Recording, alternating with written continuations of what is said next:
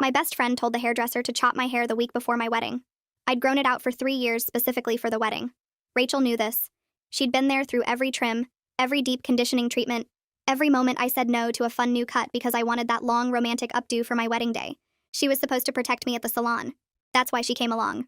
Instead, when I closed my eyes for the wash, she slipped the stylist $300 cash and whispered new instructions. Cut it short. Pixie short. Say it was a miscommunication. The stylist took the money. When I opened my eyes, 2 feet of hair covered the floor and Rachel was fake gasping, hand over her mouth, playing shocked. The stylist kept apologizing, saying she thought I said I wanted a dramatic change, that I was tired of the length. I sobbed for 2 hours. Rachel held me, rubbed my back, said maybe it was meant to be, that I'd look edgy and modern now. She offered to pay for extensions, but we both knew they'd never look right with only 6 days to blend them properly. That night, I couldn't stop thinking about Rachel's reaction. Too perfect. Too rehearsed. The stylist had cut with such confidence, no hesitation, no checking in like they usually do with big changes. I called the salon the next morning, asked to speak to the manager. Told her I suspected something happened but needed to know for sure. She reviewed the security footage. Called me back within an hour. Your friend handed our stylist money while you were at the wash station. We have it on camera. The audio is muffled but you can see the cash exchange clearly. She offered to fire the stylist, offered free services for a year. I said no, just emailed me the footage. I watched it 20 times. Rachel's smug little smile as she handed over the bills. The stylist nodding eagerly. Rachel checking to make sure I still had my eyes closed. I didn't confront her. Not yet. Instead, I called James, told him everything. He was furious, but I asked him to wait. Let me handle this my way. 4 days before the wedding, Rachel threw my bachelorette party. 15 women at a wine bar she'd booked. During her toast, she went on about our 12-year friendship, how she'd always been there for me, how she was so happy I found James even though it meant less time for our friendship. But true friends adapt, she said, raising her glass. That's when I stood up. Speaking of adapting, I said, I have something to share. I pulled out my phone, connected it to the bar's TV system that the manager had graciously let me access an hour earlier. Before we toast to friendship, I thought everyone should see this. The security footage played on the giant screen. Rachel's hand extending cash. The stylist nodding. Rachel checking that I wasn't watching. The whole bar went silent. $300, I said to the room. That's what Rachel paid to have my hair chopped off before my wedding. The salon manager confirmed it. The stylist confessed when confronted with the footage. Rachel's face went from confused to panicked to furious in seconds. That's not... You're misunderstanding what you're seeing, she started. The stylist admitted everything, Rachel. She still had the exact bills in her wallet. $300 bills. The other women started murmuring. My cousin Amy stood up. You sabotaged her hair on purpose? Before her wedding? Rachel tried to defend herself. It wasn't sabotage. I thought she'd look better with short hair. More sophisticated. That long hair was aging her. I was doing her a favor. My sister laughed. Not a nice laugh. You paid someone behind her back to do something you knew she didn't want and you think that's a favor?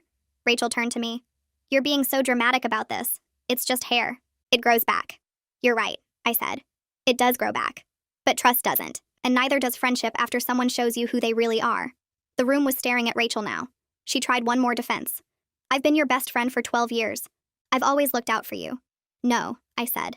You've been threatened by me for 12 years. Every time something good happened in my life, you found a way to taint it. But you smiled through it all, hugged me through the pain you caused, made me think you were my safety net when really you were the one pushing me off the cliff. I turned back to the group. Rachel's not invited to my wedding anymore. She's not my maid of honor. She's not my friend. And I wanted all of you to know exactly why, so she can't spin this story later. Rachel grabbed her purse and ran out. Half the women followed her to the parking lot, not to comfort her, but to make sure she left. My sister took over the party, ordered champagne, made a new toast about real friendship and karma. The wedding was flawless, until the reception, when James's best man pulled me aside with a confession. Rachel had contacted him weeks before, begging him to convince James to call off the wedding. My hand shot out and grabbed James's arm, fingers digging into his suit jacket because my legs felt weird and shaky. The DJ was playing some upbeat song and people were laughing at tables around us, but all I could hear was the best man's words echoing in my head. James turned to look at me and his whole face changed, went from concern to something darker, angrier. He looked back at the best man and his voice came out low and tight when he spoke. Tell me everything.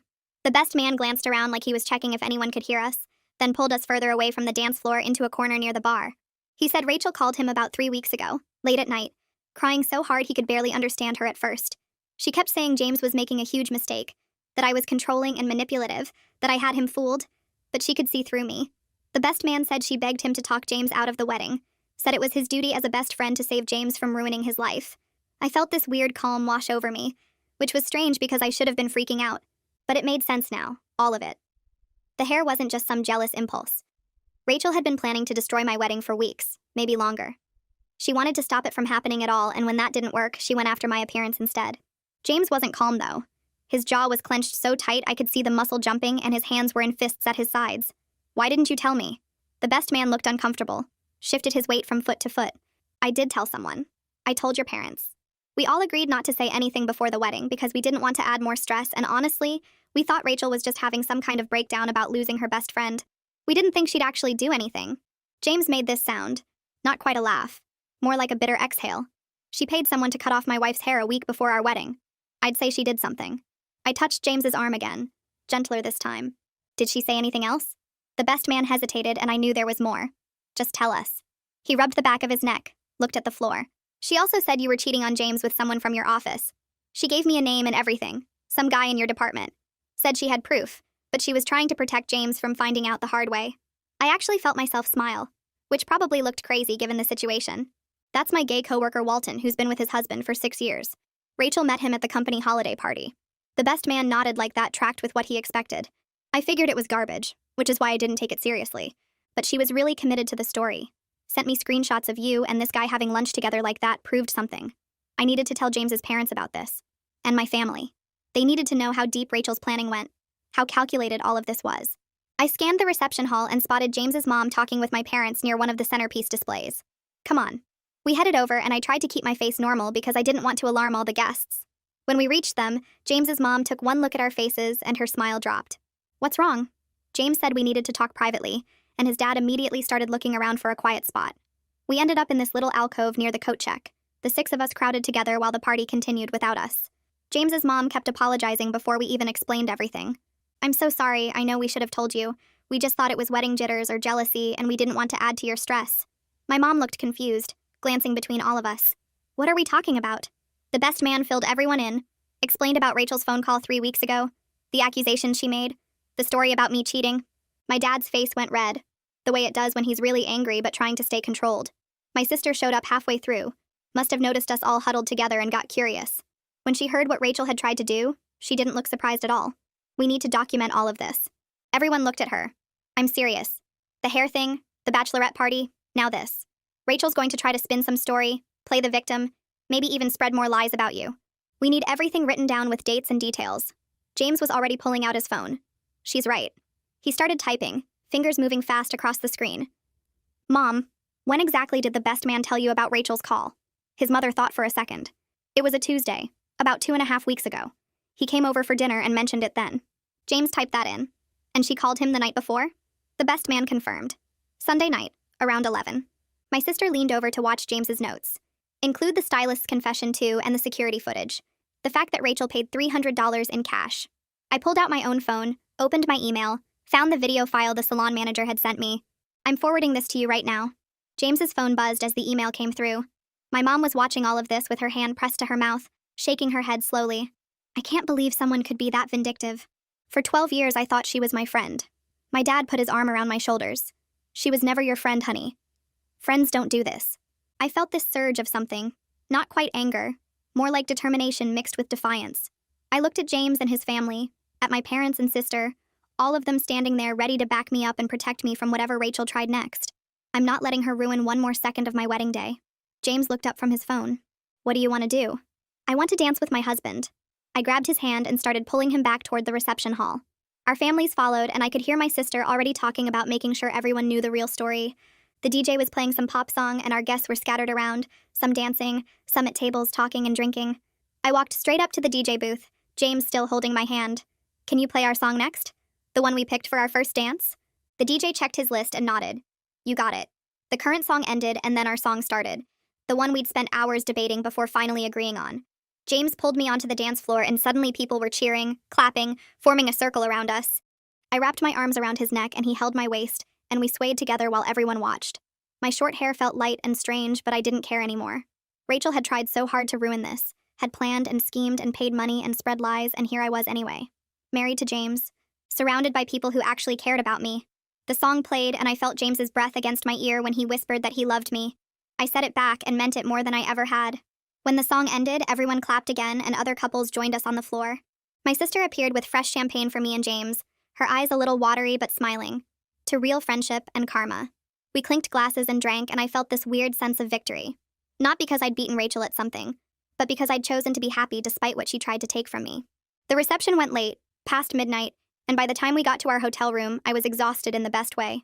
My feet hurt from dancing in heels for hours, and my face was sore from smiling, but I felt good. James closed the door behind us, and we both just stood there for a second, the silence sudden after all the noise and music.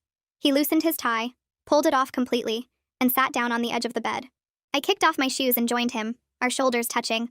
That was a lot. I laughed because that felt like the understatement of the year. James turned to look at me and his expression was serious, guilty almost. I should have seen it. Rachel's jealousy. I should have noticed something was off.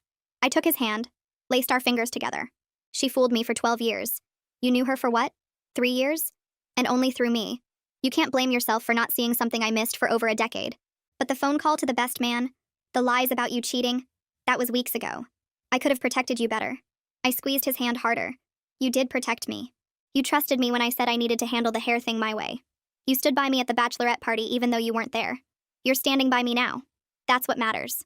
He pulled me closer, kissed the top of my head where my hair used to be long. I just hate that she hurt you. I know. But she failed. Look at us. We're married. We had an amazing wedding. She tried to destroy this and she couldn't. We sat there for a while, not talking, just being together. Eventually we changed into comfortable clothes and got into bed. Both of us too wired to sleep right away. James pulled up the notes on his phone, showed me everything he'd documented. The timeline was clear, damning. Rachel's campaign against my wedding had been methodical and planned. Tomorrow we fly to Hawaii and I'm not thinking about her anymore. James locked his phone, set it on the nightstand. Deal. We're leaving all of this behind for 2 weeks. I curled up against him and closed my eyes. But my brain wouldn't shut off. I kept seeing Rachel's face at the bachelorette party. The panic and rage when she realized I'd exposed her. I wondered if she felt any regret at all or if she was just angry she got caught. My phone buzzed on the nightstand next morning while I was packing the last few things for our honeymoon. I almost ignored it. Figured it was just more congratulations messages from wedding guests. But something made me check. Text from a number I didn't have saved. Hey, this is Lorelai Watkins. We met at your bachelorette party. I need to talk to you about Rachel before you leave for your honeymoon. It's important. I remembered Lorelai. She was friends with my cousin. Had been sitting near the front when I played the security footage. I texted back asking what was up and she responded immediately. Can we meet for coffee? I know you're probably busy, but I just remembered something from a few months ago and I think you should know. James came out of the bathroom with his toiletry bag. Who's texting? Someone from the bachelorette party. Lorelai. She says she remembered something about Rachel. James checked his watch. Our flight's not until 2. We could meet her quick if you want. I called Lorelai and we agreed to meet at a coffee shop near the airport in 40 minutes. James and I loaded our suitcases into the car and headed that direction, stopping at the little cafe with the good espresso that I liked. Lorelai was already there, sitting at a corner table with a mug in front of her. She stood up when she saw us, gave me an awkward hug. Thanks for meeting me. I know your timing is crazy right now. We sat down and James went to order us drinks while Lorelai fidgeted with her napkin. I've been thinking about what happened at your bachelorette party, about what Rachel did, and it made me remember something from this spring. There was a party at your cousin's place back in April, I think. You and James were there. Lorelai paused while James came back with our coffees, waited until he sat down. Rachel cornered me at that party. Asked me all these questions about you and James.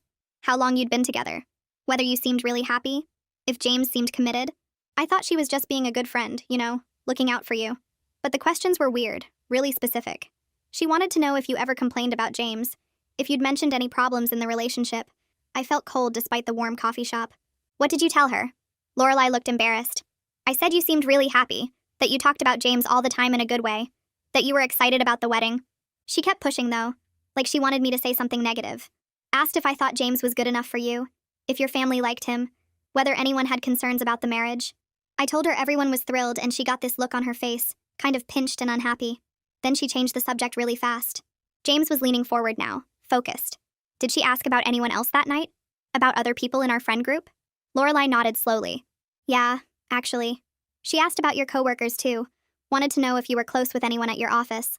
I mentioned a few names and she latched onto one guy's name, asked a bunch of questions about him. That must have been Walton, my gay coworker that Rachel tried to claim I was cheating with. Lorelai's eyes went wide. Oh my God. She was gathering information to use against you. Even back then. The timeline was getting clearer. Rachel had been planning this for months, not weeks. Collecting details, looking for weaknesses, building her case against my relationship. Lorelai wrapped both hands around her mug. There's something else. Later that night, you and James were dancing and Rachel was watching you from across the room. I was standing near her and I heard her say something under her breath. She said some people don't deserve the happiness they get. I thought it was a weird comment, but I didn't think much of it at the time. Now though, knowing everything else had taken enough of my energy, my happiness, my peace of mind. I wasn't giving her my honeymoon too. We landed in Maui 6 hours later and checked into a resort right on the beach. James carried me over the threshold of our room and we both laughed because it felt cheesy but also kind of perfect. The next 3 days blurred together in the best way possible. We woke up early to watch the sunrise from our balcony, spent hours floating in the ocean, and tried snorkeling for the first time at Molokini Crater. James kept pointing at fish and making exaggerated, excited faces through his mask, which made me laugh so hard I swallowed seawater. We talked about everything except Rachel. About buying a house together. About maybe getting a dog. About whether we wanted kids, and if so, how many. Normal newlywed stuff that felt amazing after weeks of drama and stress. And I could feel the tension leaving my shoulders bit by bit. My short hair dried quickly after swimming, and I stopped looking in mirrors and wincing at the length. James kept telling me I looked beautiful, and I was starting to believe him. On the 4th morning, I woke up before James and grabbed my phone to check the weather. A Facebook notification sat at the top of my screen. Message from Sabina Thornton. My stomach dropped a little. Sabina was in our friend group, but we weren't super close. We saw each other at parties and group dinners, but didn't hang out one-on-one. I opened the message. It started with an apology for interrupting my honeymoon and congratulations on the wedding. Then she said she needed to tell me something about Rachel that had been weighing on her mind since she heard what happened at the bachelorette party. I sat up straighter in bed, careful not to wake James. Sabina wrote that 5 years ago, when she got engaged before I did, Rachel started acting weird around her, making little comments about Sabina's fiancé that seemed like concern but felt off. Then rumors started spreading through their friend group that Sabina's fiancé was only marrying her for her family's money. Sabina's parents owned a successful business, and yeah, she came from money. But her fiancé had his own career and had never shown any interest in her family's wealth. The rumors caused huge problems in their relationship. Her fiancé felt insulted and hurt that people thought he was a gold digger. They almost called off the wedding because of it. They went to couples therapy and worked through it and got married anyway, but those months were awful. Sabina said she never knew for sure who started the rumor. People pointed fingers at different sources and it was impossible to track down the original person. But hearing about what Rachel did to me made everything click into place. She scrolled through old text messages and found a bunch from Rachel during that time period. She sent me screenshots. I enlarged them on my phone screen and read through them carefully. The messages were subtle, but once you knew what to look for, the pattern was obvious. Rachel asking questions about the fiancé's job and income. Rachel mentioning an article she read about men who marry for money. Rachel suggesting that moving too fast into marriage was risky. Rachel saying she just wanted Sabina to be sure about her decision. Every message was framed as caring and concerned, but together they painted a picture of someone planting seeds of doubt. I felt sick reading them. This was exactly what Rachel had done to me, just a different method. With me, it was physical sabotage of my hair and trying to turn James's best man against him. With Sabina, it was spreading rumors and subtle manipulation disguised as friendship. I typed back a response thanking Sabina for telling me and promising we'd talk more when I got back from the honeymoon. But inside my head was spinning. Rachel had been doing this for years. To multiple people. I wasn't special or targeted specifically. I was just her most recent victim in a long pattern of jealous sabotage. James stirred next to me and opened his eyes. He saw my face and immediately sat up. I handed him my phone without saying anything. He read through Sabina's message and the screenshots, his expression getting darker with each swipe. When he finished, he set the phone down and pulled me against his chest. We sat like that for a while, him rubbing my back, me trying to process this new information. That evening we ordered room service and ate on our balcony while the sun set over the ocean. James brought up the Sabina situation, and we talked through it. How could someone pretend to be a friend for so long while actively working to hurt the people around them? How Rachel must have some deep issues with jealousy or insecurity to behave this way repeatedly. James suggested that maybe Rachel's unhappiness with her own life made her want to tear down anyone else's happiness. I agreed that was probably part of it, but it didn't excuse anything. Plenty of unhappy people don't sabotage their friends. The rest of the honeymoon was still good, but Sabina's message had shifted something. I couldn't fully relax anymore because I kept thinking about Rachel's pattern of behavior and wondering how many other people she'd hurt over the years. We came home 2 weeks after the wedding. I felt tanned and rested, but also ready to get back to normal life. James grabbed our luggage from the car while I checked the mailbox. It was stuffed full. Wedding cards with checks inside from relatives who couldn't make it.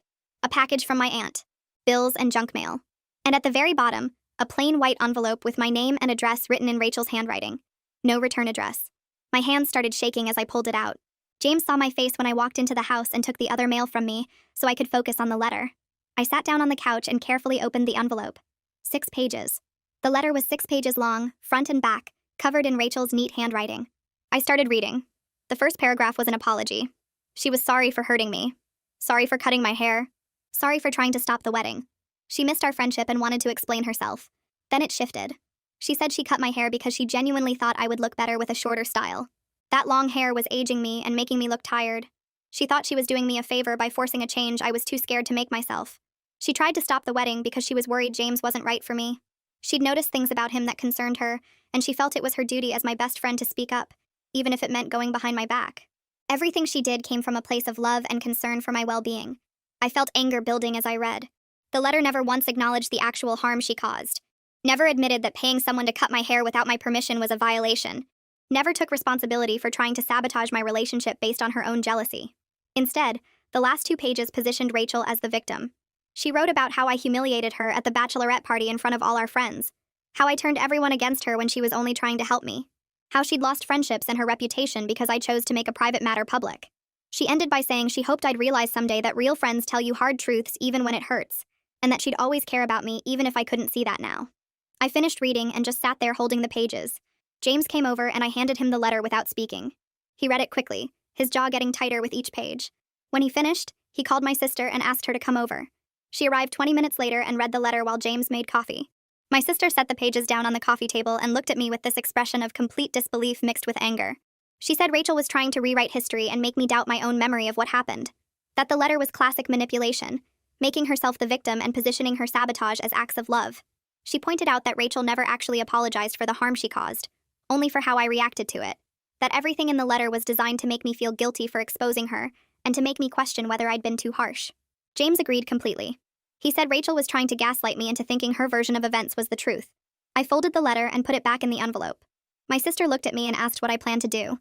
I told her I wasn't responding because that's exactly what Rachel wanted. Some kind of engagement that would let her keep the drama going. Instead, I walked to my desk and pulled out a file folder I'd started after the bachelorette party. Inside were printed copies of the salon security footage, screenshots of text messages, and now Rachel's 6-page letter. Documentation in case I needed it later. James asked if I was blocking her number and I realized I should have done that weeks ago. I pulled out my phone right there and blocked Rachel's cell, her email, and every social media account I could think of. My sister did the same thing on her phone. The next 2 days were quiet, and I started to think maybe Rachel had finally gotten the message. Then Cooper called on a Wednesday afternoon while I was making dinner. He sounded uncomfortable and said he needed to tell me something. Rachel had shown up at his house that morning asking for my new address.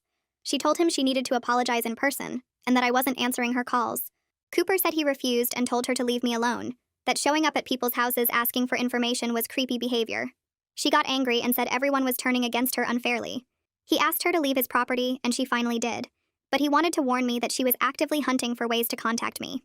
I thanked him and told James as soon as I hung up. He got this worried look on his face and suggested maybe we needed to think about legal protection. The next day, I called a friend from college who became a lawyer. I explained the whole situation without naming Rachel at first, just laying out the facts. The hair sabotage, the attempt to stop the wedding, the manipulative letter, and now showing up at Cooper's house asking for my address. My lawyer friend listened carefully, and then asked if Rachel had made any direct threats. I said no, nothing like that. She explained that without threats of violence or a clear pattern of stalking behavior, I probably couldn't get a restraining order yet. But she strongly advised me to document every single attempt Rachel made to contact me or show up in my life. Save every text, every email, every voicemail. Write down dates and times when she contacted mutual friends asking about me. Build a paper trail in case her behavior escalated to the point where legal action became necessary. I felt both relieved and worried. Relieved that I had a plan. Worried that Rachel might actually escalate enough to need that plan. Over the next few weeks, something strange started happening. Friends from our social circle began reaching out to me privately, wanting to talk. The first was a woman named Michelle, who I'd known for about 5 years. She asked if we could meet for coffee, and when we sat down, she looked nervous. She said hearing about what Rachel did to me had triggered memories of her own experience 3 years ago. Michelle had gotten a big promotion at work, and Rachel was the first person she told. 2 weeks later, Michelle's boss called her in and said there were concerns about her qualifications for the position. Someone had sent an anonymous email to HR claiming Michelle had lied on her resume. The claims were investigated and proven false, but the whole process was humiliating and stressful. Michelle never knew who sent that email, but looking back now, only Rachel knew about the promotion before the email arrived. Then a guy named Ricky contacted me through Facebook Messenger. He said when he started dating his now wife 4 years ago, Rachel befriended her and started planting seeds of doubt. Little comments about how Ricky seemed controlling, how he was moving the relationship too fast, how his ex-girlfriend had complained about his jealousy. None of it was true, but it caused fights between Ricky and his girlfriend for months. They almost broke up over it. Rachel positioned herself as the concerned friend the whole time, offering support while actively undermining their relationship. The third person was someone I barely knew, a friend of a friend named Lisa. She reached out to say that 8 years ago, Rachel had volunteered to help with Lisa's wedding planning. Rachel offered to contact vendors and get quotes. Several vendors later told Lisa they never received her follow-up calls after initial consultations, which cost Lisa her first choice venue and photographer. Rachel claimed she'd called everyone, but the vendors must have been disorganized. Lisa believed her at the time. Each story followed the same pattern. Rachel positioned herself as the helpful friend, the first to know about good news, the one offering support. Then she'd sabotage behind the scenes while maintaining her caring friend image. She'd be there to comfort people through problems she'd secretly caused. I sat at my kitchen table after Lisa's call and just stared at the wall. James asked if I was okay, and I told him I was seeing the full picture now. Rachel hadn't just betrayed me. She'd spent 12 years strategically placing herself at the center of my life, so she'd always know what was happening first. Every time I shared good news with her before anyone else, I was giving her time to plan her sabotage. When I got into grad school, she was the first person I called. 2 weeks later, someone sent the admissions office an anonymous tip that I'd plagiarized my application essay. It was investigated and cleared, but the stress nearly made me defer enrollment. When I got my first real job after college, Rachel threw me a celebration dinner. A month later, my boss received an anonymous complaint that I was bad-mouthing the company on social media. It wasn't true, but I had to defend myself in meetings. I'd always thought I was just unlucky, that bad things happened randomly. But they weren't random. They were Rachel, every single time, destroying my happiness while pretending to care. James suggested we get out of the house and do something normal. Our friends Walton and Jennifer were hosting a dinner party that Saturday, and we'd already said yes before all the Rachel stuff intensified. I wasn't sure I wanted to go, but James thought it might help to see people and remember we had real friends who actually supported us. We showed up at Walton and Jennifer's place, and the tension was immediate.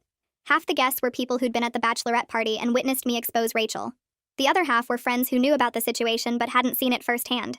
Walton and Jennifer greeted us warmly and congratulated us on the wedding. A few other people came over to hug me and say supportive things, but I noticed a group in the corner who kept glancing at me and then looking away quickly when I made eye contact. One woman named Stephanie, who I knew was still friends with Rachel, barely acknowledged me when we arrived. During dinner, people tried to keep conversation light. We talked about work, upcoming vacations, a new restaurant downtown, but Rachel's name hung in the air like smoke, present even when unspoken. After dinner, we moved to the living room for drinks. That's when Stephanie made her move. She was talking to another guest about some mutual friends' drama when she suddenly got louder, clearly wanting me to hear. She said something about how some people handle conflicts privately with dignity and others feel the need to air dirty laundry in public for attention. The room got quiet. I could feel people looking at me, waiting to see if I'd react. I took a sip of my wine and then spoke calmly. I said Rachel's actions were public when she sabotaged my appearance before my wedding in a salon with witnesses and security cameras, when she contacted my fiancé's best man trying to stop my wedding, when she paid money to have my hair cut against my will. I simply matched her energy by making sure people knew the truth about what she'd done, so she couldn't spin her own version later. Stephanie's face went red. She started to say something about forgiveness and moving on, but I interrupted her. I asked if she'd forgive someone who paid $300 to sabotage her wedding appearance, if she'd move on from someone who tried to destroy her relationship behind her back. Stephanie didn't answer. She grabbed her purse and left shortly after. James and I left the party around 11 and sat in the car for a few minutes before driving home. He said he was proud of how I handled Stephanie, but he could tell the evening had been hard. I admitted that seeing our friend group split into camps was painful. Some people clearly understood why I'd exposed Rachel publicly. Others thought I should have handled it privately, like betrayal is something you're supposed to keep quiet to protect the person who betrayed you. James said we might lose some friendships over this, and asked how I felt about that. I thought about it for a minute while he started the car. Then I told him I was okay with it. Anyone who couldn't see the severity of what Rachel did, anyone who thought my public exposure was worse than her deliberate sabotage, wasn't someone I wanted in my life anyway. We were going to have a smaller social circle, but it would be filled with people who actually had our backs. James reached over and squeezed my hand. He said that sounded like a good plan to him. Monday morning, I went back to work after taking time off for the wedding and honeymoon. Walking into my office building felt surprisingly normal and good. My coworkers welcomed me back and asked about the wedding. Several people commented on my hair, saying the short style looked modern and professional. I thanked them without explaining the traumatic story behind it. Sitting at my desk and diving into emails and projects was therapeutic in a way I didn't expect. For 8 hours a day, I could focus on normal tasks instead of constantly thinking about Rachel's betrayal. Work gave me structure and purpose that had nothing to do with the drama of the past month. My boss asked me to lead a new project, and I threw myself into it, grateful for the distraction and the challenge. At lunch on my third day back, I went to the cafeteria and noticed a woman sitting alone who I didn't recognize. She had dark curly hair and was reading a book while eating a sandwich. I grabbed my food and on impulse asked if I could join her. She looked up and smiled, gesturing to the empty chair across from her. She introduced herself as Clementine Pike, and said she'd just started 2 weeks ago in the marketing department. We talked about her transition to the company, what brought her to the city, her favorite coffee shops in the area. The conversation flowed easily and naturally. She was funny and smart and had no connection whatsoever to Rachel or any of the drama. When lunch ended, Clementine suggested we do this again tomorrow, and I agreed immediately. Walking back to my desk, I felt something shift inside me. Making a new friend who knew nothing about my past, who I could build a relationship with from scratch based on who I actually was now, felt like the first genuinely good thing to happen in weeks. Clementine and I met for lunch the next day, and the day after that. By the end of the week, it became our routine. She always had funny stories about her last job or observations about our company that made me laugh. I found myself looking forward to noon every day, checking the clock at 11:30, grabbing my wallet early. The conversation stayed light at first. We talked about movies and restaurants and the weird guy in accounting who microwaved fish every single day. I didn't mention James or the wedding or anything personal. Clementine never pushed. She just showed up every day with that easy smile and made lunch feel like a break from everything heavy in my life. 3 weeks into our lunch routine, Clementine ordered her usual sandwich and then looked at me across the table. She said she'd noticed I never talked about my personal life, and that was totally fine. But she wanted me to know she was a safe person if I ever needed to talk.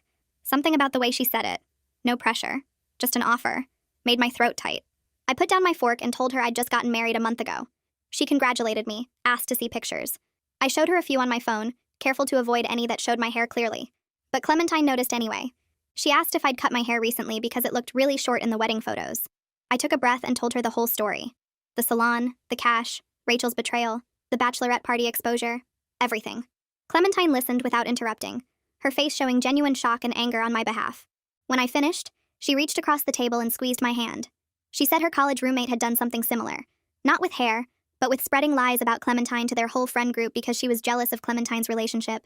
She'd had to cut that friend off completely and rebuild her social circle from scratch. It was the first time someone had shared a similar experience instead of just saying they were sorry or that they couldn't imagine. We sat there for another 20 minutes past when we should have gone back to work, trading stories about toxic friendships and how hard it was to recognize manipulation when it came from someone you trusted. Walking back to the office, I felt lighter than I had in weeks. 3 months after the wedding, my work phone rang with a number I didn't recognize. I answered and heard a man introduce himself as Hugo Lawson, our wedding photographer. He apologized for taking so long with the final photos, but said he'd been personally editing each one to make sure they were perfect. He asked if he could drop them off at my house that evening since he lived nearby. I gave him our address and spent the rest of the afternoon excited to finally see the professional photos. James got home from work right before Hugo arrived. Hugo showed up at 7 with a beautiful leather album and a USB drive containing all the digital files. He set everything on our coffee table and asked if he could mention something that happened at the wedding. My stomach dropped, worried something had gone wrong that we didn't know about. Hugo explained that during cocktail hour, he'd been setting up his equipment near the entrance when he noticed a woman trying to slip inside through a side door. She was dressed casually, not like a wedding guest, and was looking around nervously. He'd approached her to ask if she needed help, and she'd claimed she was a friend of the bride who'd forgotten something in her car earlier.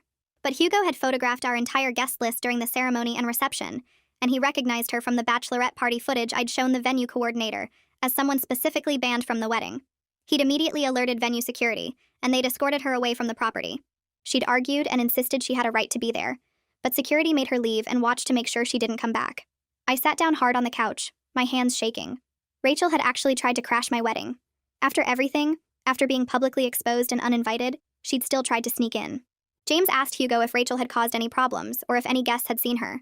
Hugo assured us she never made it past the entrance area and no guests were aware of the situation. He'd made sure of that because he didn't want anything to distract from our special day. I thanked him, my voice cracking, and told him he'd protected us from something that could have ruined the entire reception.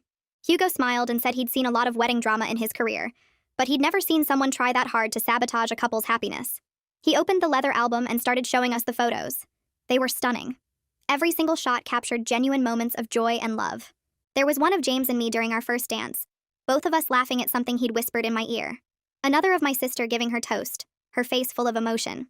Several beautiful portraits of us during golden hour, the light making everything look warm and magical. My short hair was styled perfectly in every photo, swept to the side with small flowers tucked behind my ear. I'd been so worried about how the photos would look with hair I hadn't chosen, but seeing them now, I looked happy. Genuinely, completely happy. Rachel had tried to take that away, and failed. Hugo left an hour later after we'd gone through every photo twice. James and I sat on the couch with the album between us, just looking at the images of the best day of our lives. The next morning, I started creating a private photo album online. I uploaded 50 of my favorite photos and set the privacy settings so only specific people could view it. I sent the link to my parents, James's parents, my sister, and the friends who'd stood by us through everything with Rachel. Within hours, the comments started coming in. My mom wrote about how beautiful the ceremony was, and how proud she was of how I'd handled everything. James's dad commented on a photo of us cutting the cake, saying he'd never seen his son so happy.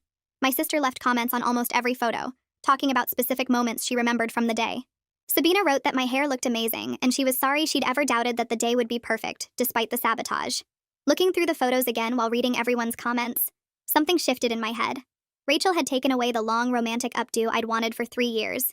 She'd stolen that choice from me and tried to ruin my appearance for the most important day of my life.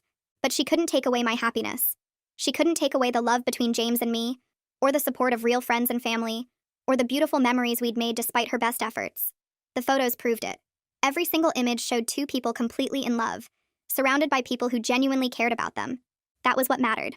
Not the hair, not the drama, not Rachel's jealousy. I closed my laptop and went to find James in the kitchen. I told him I wanted to plan something fun for us, just the two of us, to celebrate surviving everything and coming out stronger. The following Friday, James told me to pack a bag for the weekend, but wouldn't say where we were going. He drove us 2 hours north to a spa resort tucked into the mountains. The place was gorgeous, all stone and wood with huge windows overlooking forests and a lake. We checked into our room and James handed me a folder with a schedule. He'd booked us massages, a couple's yoga class, fancy dinners, and on Saturday morning, a hair consultation with a stylist who worked at the resort's salon. The stylist specialized in growing out shortcuts and helping people transition back to long hair. I looked up at James with tears in my eyes. He said he knew I'd made peace with the short hair, but he also knew I still wanted it long again eventually, and he wanted to help make that happen in the healthiest way possible. Saturday morning, I met with the stylist, a woman in her 40s with beautiful long hair that she said she'd grown from a pixie cut over 3 years. She examined my hair, asked about my hair type and growth patterns, and created a detailed plan. She explained that with regular trims every 6 weeks to keep the shape nice. While it grew, deep conditioning treatments every month and specific products to promote healthy growth, I could have shoulder-length hair in about a year and long hair again in 2 years. She wrote everything down, recommended products, and even styled my current shortcut in a way that would make the growing out process easier. She took before photos and said I could check in with her virtually every few months to adjust the plan as needed.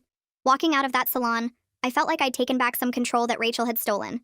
I couldn't speed up time or undo what happened, but I could make a plan and work toward getting back what I wanted. That afternoon, James and I sat in the resort's hot tub watching the sunset. He asked how I was really doing with everything, not just the hair, but the whole Rachel situation. I thought about it while the warm water bubbled around us. I told him that losing Rachel hurt less than I expected because I was realizing our friendship had been slowly poisoning me for years without me knowing it.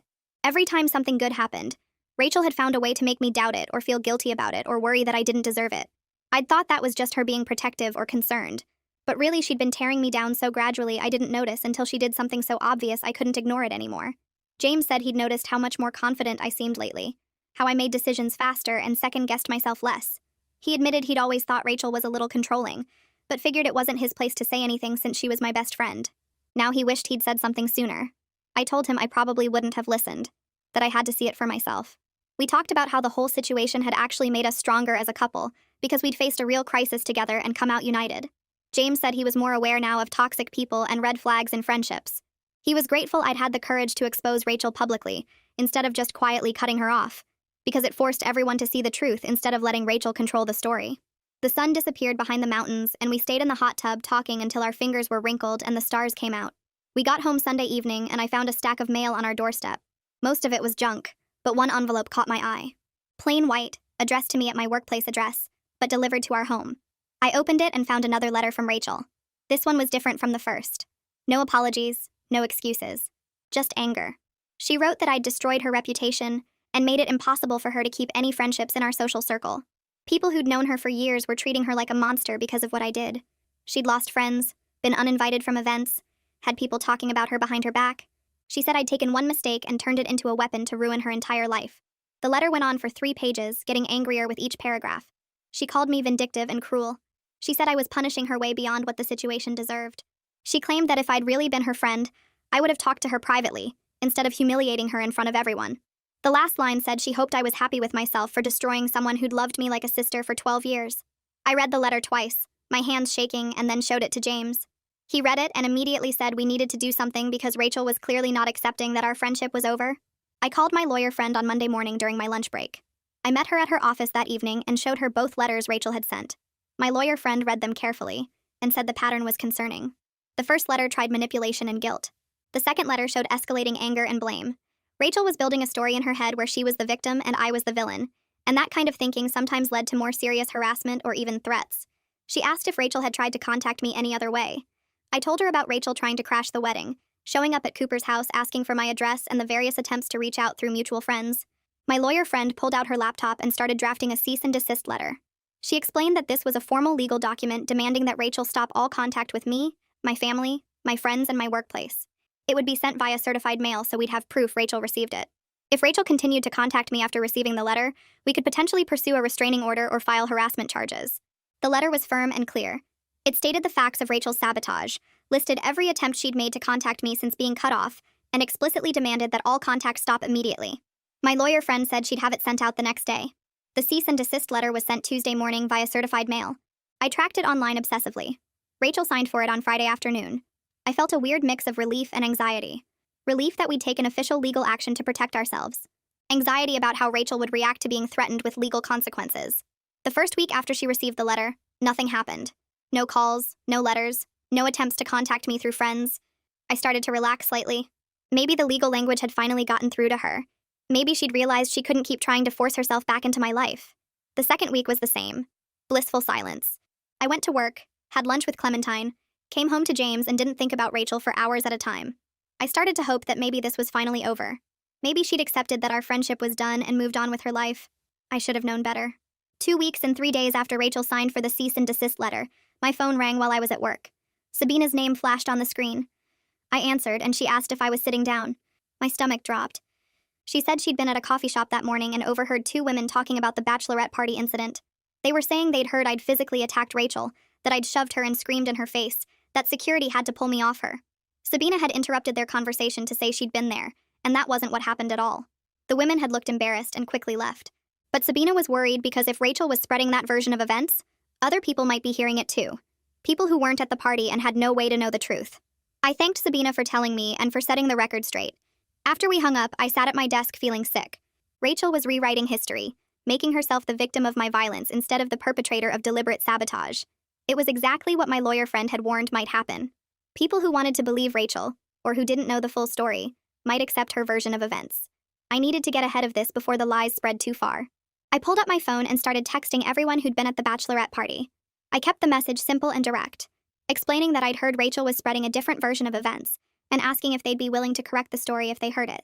The responses came back fast. Most people replied within minutes saying they'd absolutely set the record straight. 3 women offered to write down exactly what they saw that night, and sign their statements in case I needed proof later. I saved every single response in a folder on my phone, building a file of evidence that showed what really happened. By the time I left work that afternoon, I had 12 confirmations from people willing to back me up, and 3 written statements sitting in my email inbox. I forwarded everything to my lawyer friend with a note explaining the situation. She replied saying this was smart documentation, and to keep her updated if Rachel's lies escalated. That evening at home, my sister stopped by with takeout and found me staring at my laptop screen.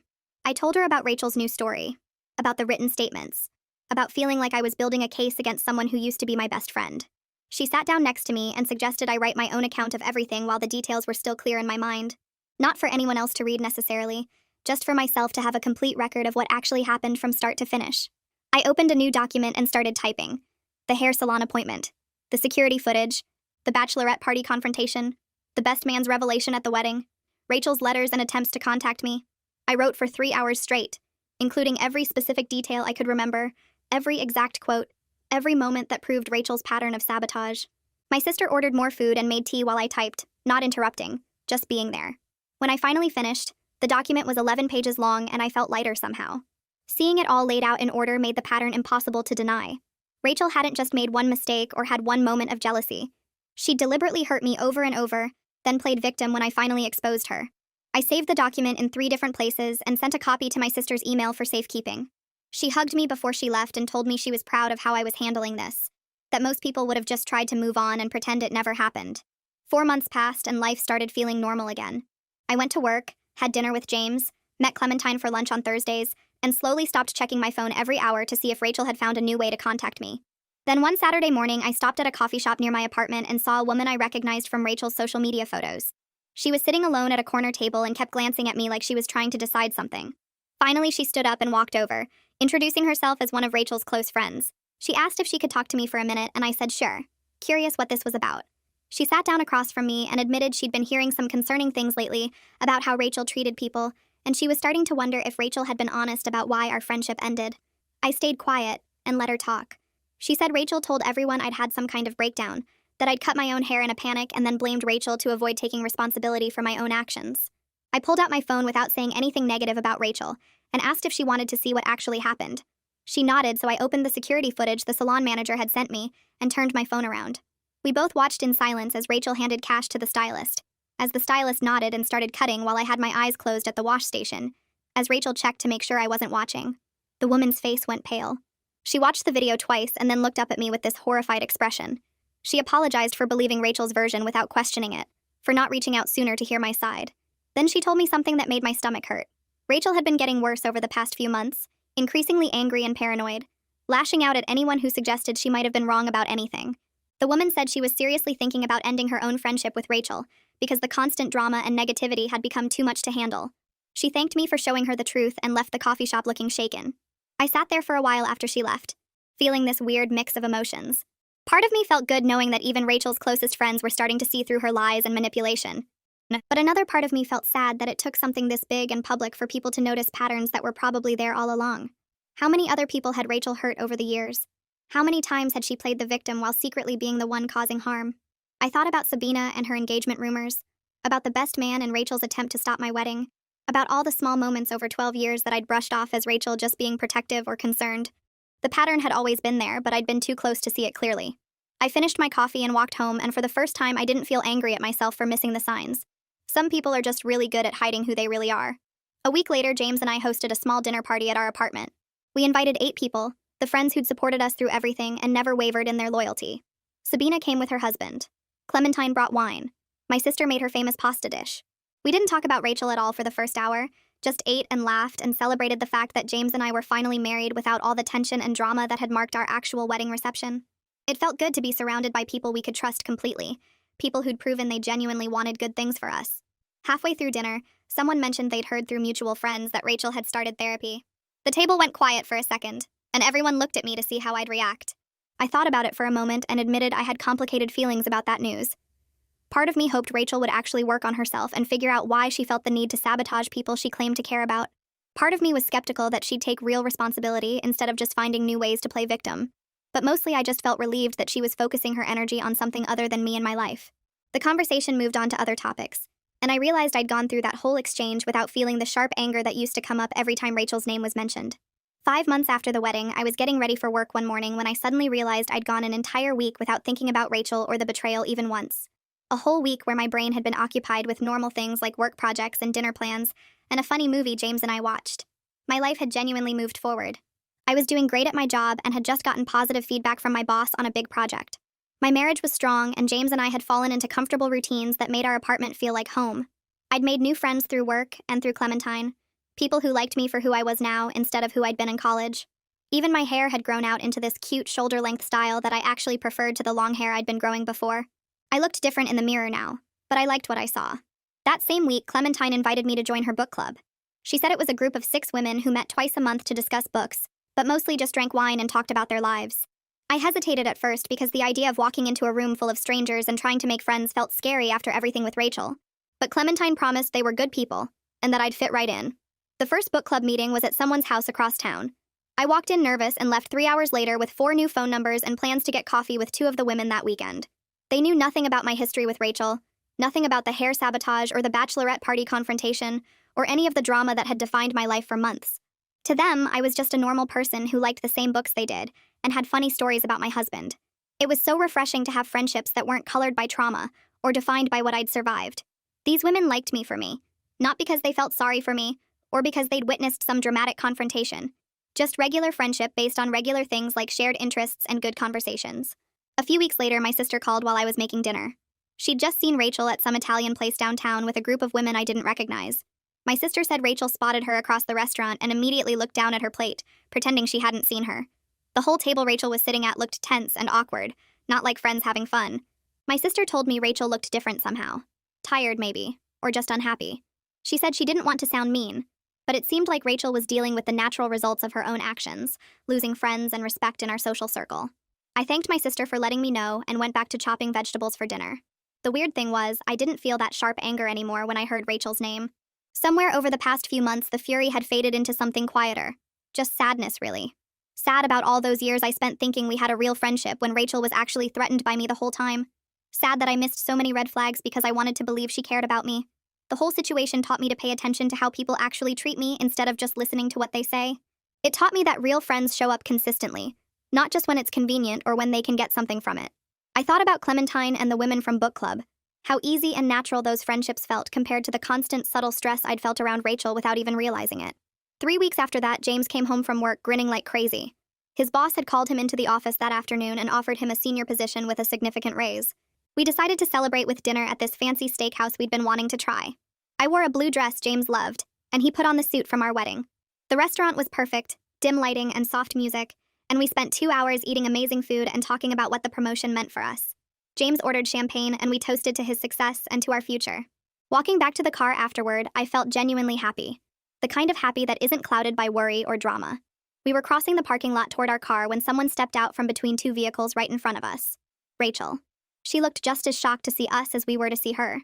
This was the first time I'd been face to face with her since the bachelorette party 6 months ago. She opened her mouth like she was about to say something. Maybe an apology or an excuse or another manipulation attempt. I didn't give her the chance. I looked right at her and said the only thing that mattered. I have nothing to say to you. Then I walked past her toward our car. James put his arm around my shoulders and matched my pace, creating a barrier between me and Rachel without making it dramatic. I could feel Rachel standing there behind us, probably trying to figure out what to do next. But I didn't look back. James unlocked the car and I got in and we drove away, while Rachel stood alone in the parking lot. The whole drive home I felt proud of myself for not engaging, for not giving her the confrontation she probably wanted, so she could twist it into some story about how I was the problem. That night around 11, my phone buzzed with a text from an unknown number. I knew immediately it was Rachel because she'd already burned through 3 numbers I'd blocked. The message said she'd seen me at the restaurant and needed to apologize in person, that she'd been in therapy working on herself, and understood now how much she'd hurt me. I didn't respond. Instead, I took a screenshot of the text message, opened my email, and forwarded it to my lawyer friend with a note explaining this was the 4th attempt at contact, despite the cease and desist letter. Then I blocked the new number and added it to the list I was keeping of all Rachel's attempts to reach me. James watched me handle it and said he was impressed by how calm I stayed, how I'd learned to document everything without getting emotionally pulled back into Rachel's drama. My lawyer friend responded the next morning saying she'd send an updated cease and desist letter that afternoon.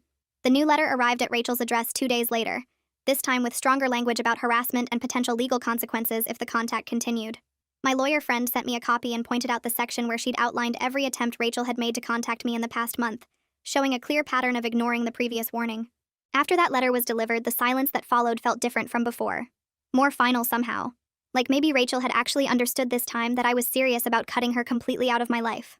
Weeks went by with no texts, no calls, no attempts to reach me through mutual friends. The quiet felt like relief.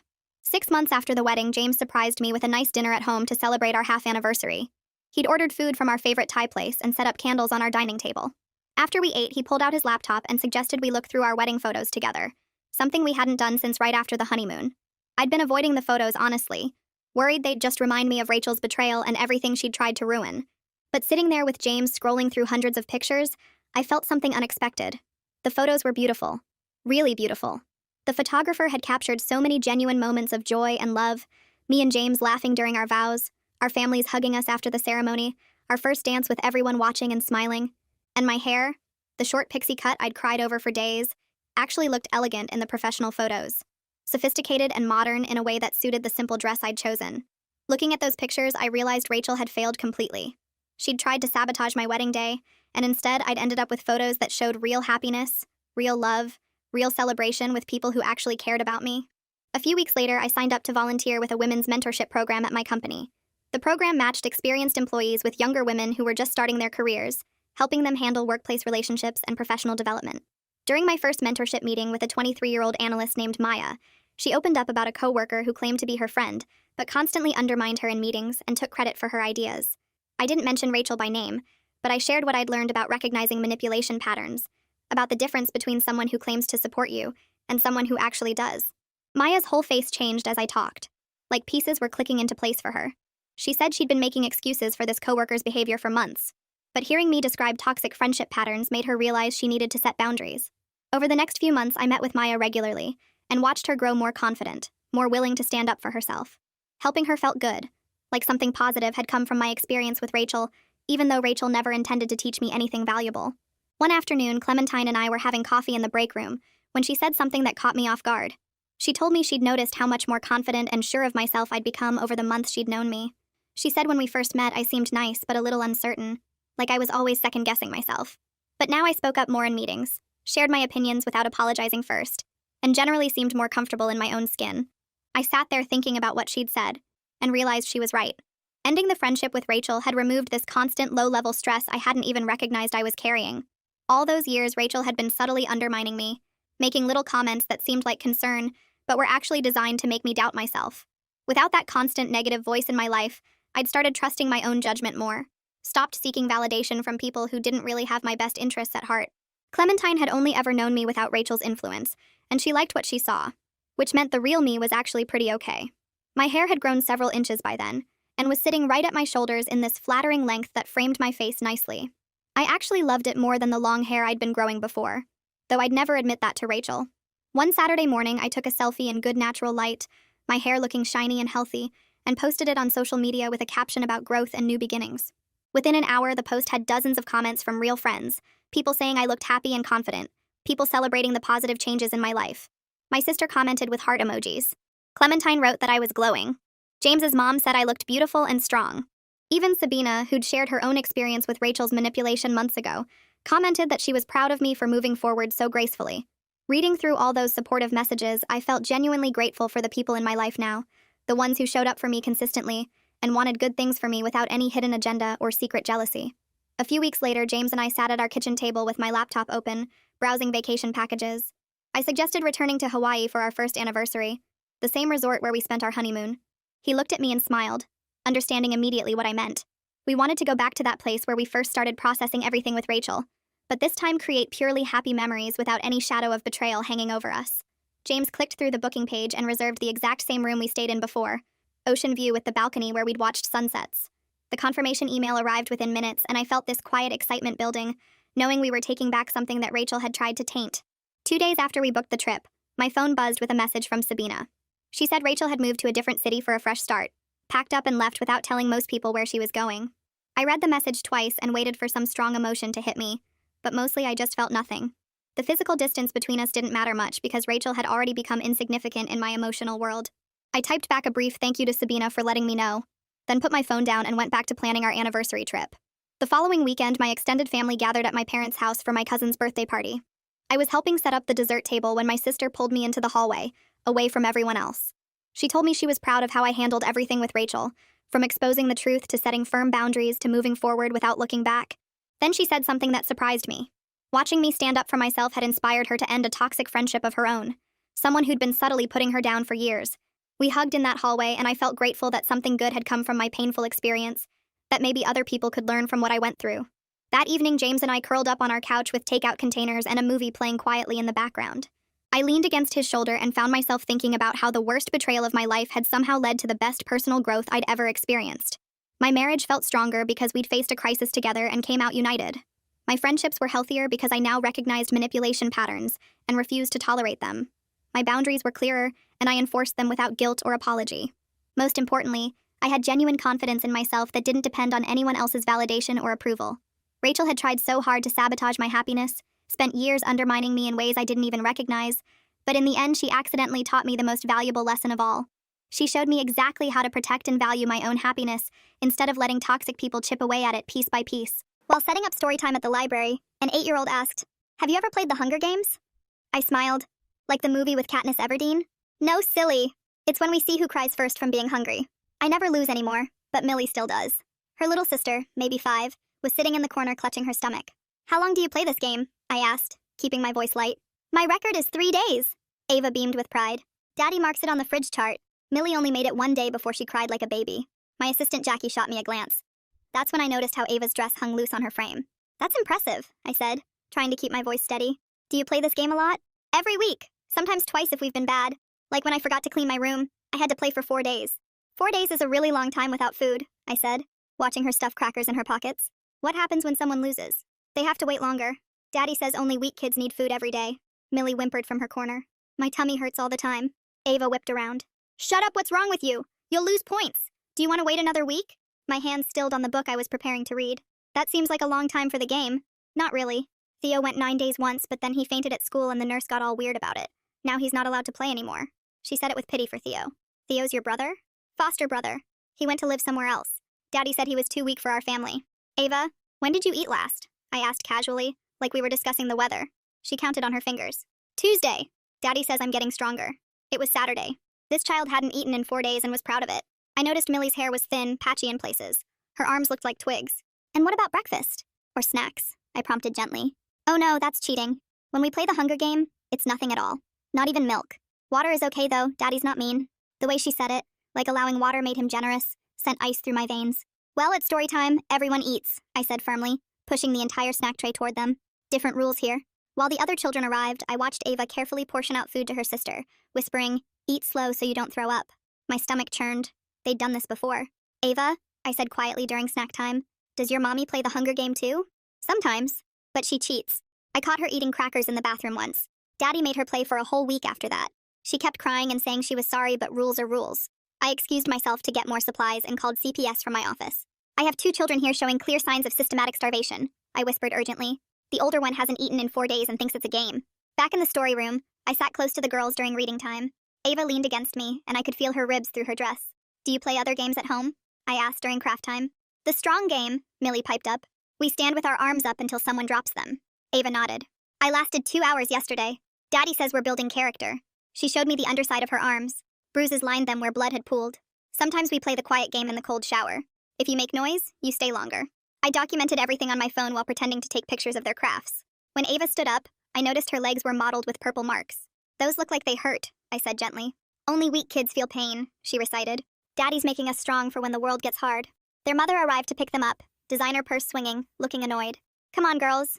We have training this afternoon. I handed Ava an extra bag of snacks for the road. Her eyes went wide. But I haven't earned food yet. Her mom shot me a look to see if I'd catch on. Storytime food is free, I said with an innocent smile. No earning required. As they left, Millie turned back and waved with a smile that broke my heart. 2 hours later, CPS arrived at their house with police backup. The investigation revealed a nightmare. Food charts on the fridge showed Ava once went 82 hours without eating for talking back. But that wasn't the worst part. When they searched the house, they found Theo's room. The foster brother who went to live somewhere else. He hadn't gone anywhere. The forensic team was already there when I arrived, carrying clear plastic bags out of what used to be a kid's bedroom. I stood frozen in the front yard watching them work, my legs feeling like they weren't connected to my body anymore. The detective who'd called me walked over and put his hand on my shoulder. We need you to come to the station tomorrow to give a detailed statement about everything those girls told you. I nodded but couldn't speak because my throat felt like it was closing up.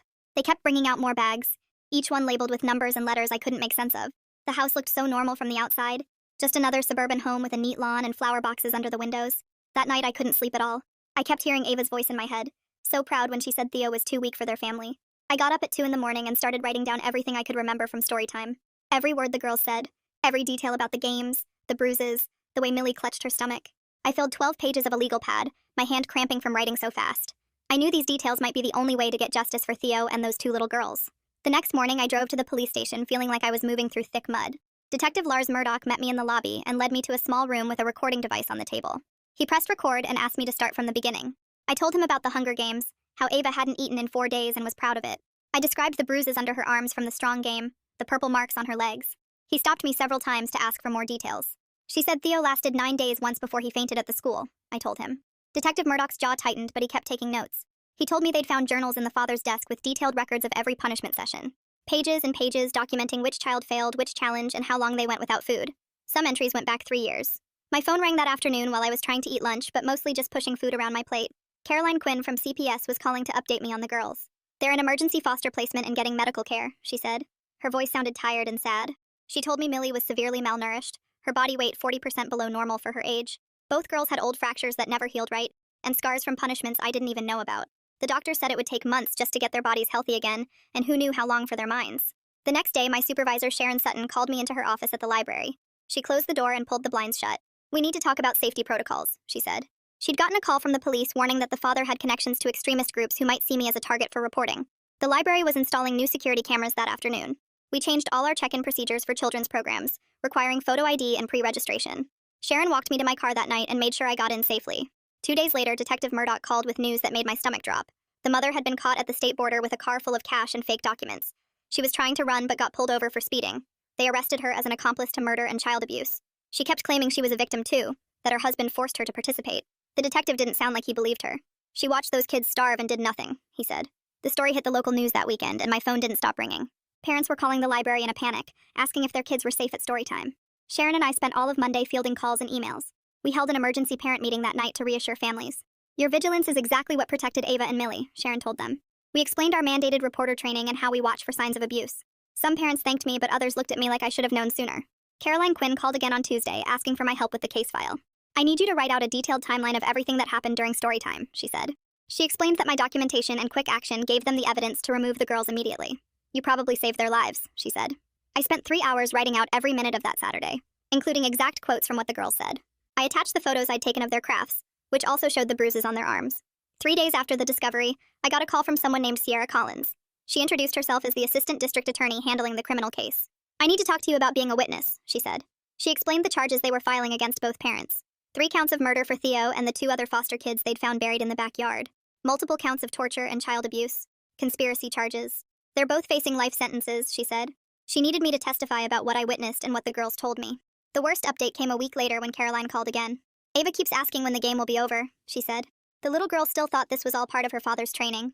She wanted to go home and show him how strong she was being by not crying in foster care. The trauma specialist working with her said Ava didn't understand yet that what happened wasn't normal. She thought all kids played these games and she was special for being so good at them. It would take extensive therapy just to help her understand that what her parents did was wrong, that she deserved food and safety and love without having to earn it through pain. Detective Murdoch called me the next morning while I was sorting books at the library, and his voice sounded different, heavier somehow. He told me the forensic team had found something else on the property, 2 more shallow graves near the back fence where the neighbors said they remembered other foster kids who supposedly went to live with relatives. The way he paused before saying the word graves made my hands stop moving on the book cart. He said the neighbors remembered a boy named Isaac who was there 2 years ago and a girl named Alice before that, both foster placements who the father told everyone had been reunited with family members. I sat down hard on my desk chair as he explained they were expanding the investigation to track down every child who had ever lived in that house. The local news ran the father's arrest photo that afternoon, and seeing his face made everything worse because he looked so normal. Just a regular suburban dad in a polo shirt with a slight smile. His lawyer was already on TV claiming this was all a misunderstanding about alternative parenting methods and that any deaths were tragic accidents from children who couldn't handle proper discipline. I watched him stand outside the courthouse steps, telling reporters that his client was a devoted father who believed in preparing children for a harsh world, and that mandated reporters like me had blown everything out of proportion. Caroline called while I was watching to tell me the girls had been placed with an experienced foster family who specialized in severe trauma cases and were having to introduce food slowly because their bodies couldn't handle normal portions after years of starvation. She said Millie had thrown up 3 times trying to eat a regular breakfast, and Ava kept hiding food under her pillow because she didn't believe it would keep coming. The foster mom was weighing their portions and keeping detailed logs of everything they ate to help their stomachs adjust gradually. 2 days later, Sharon told me there was a mandatory meeting at the county office about the case, and when I walked into the conference room, it was packed with social workers and supervisors. The CPS director stood at the front with a thick file explaining that their office had received 3 prior reports about the family over 5 years, all closed as unfounded after home visits. She read from the reports, and each one described concerns about the children looking thin or having bruises, but the parents had explanations that seemed reasonable at the time. Everyone in the room looked sick as she showed us photos from those visits where you could see Theo in the background, alive and smiling but clearly underweight. One caseworker started crying when she realized she had done one of those visits, and believed the father when he said the kids were just naturally small. That same afternoon, I got a call from a number I didn't recognize, and when I answered, a woman introduced herself as the mother's defense attorney. She said her client wanted me to know she was also a victim, and hoped I would provide a statement supporting her claim that she was forced to participate. I told her I couldn't help and hung up immediately, then called Sierra Collins to report the contact. Sierra warned me this was a common tactic, and to document any attempts at contact, but not engage because the mother's lawyer would try to twist anything I said. The following week, I had to attend family court where Dr. Kurt Frey testified about the girls' medical conditions, and I sat in the back taking notes for my own records. He showed x-rays of Millie's bones, explaining she had permanent growth stunting from malnutrition and would likely never reach normal height for her age. Both girls had bone density problems that would require years of calcium supplements and careful monitoring, and Ava had nerve damage in both arms from holding them up for hours during the strong game. He said the damage was consistent with torture techniques, and some of it might be permanent.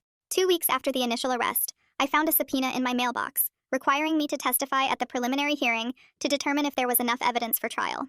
Sierra met with me the next day in her office, going through exactly what questions she would ask and what to expect from the defense. She reminded me to stick to only what I witnessed directly, not what I thought or felt about it, and to speak slowly and clearly for the court reporter.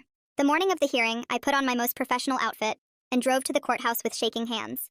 The courtroom was smaller than I expected, and when they brought the father in wearing an orange jumpsuit and shackles, I had to focus on my breathing to stay calm.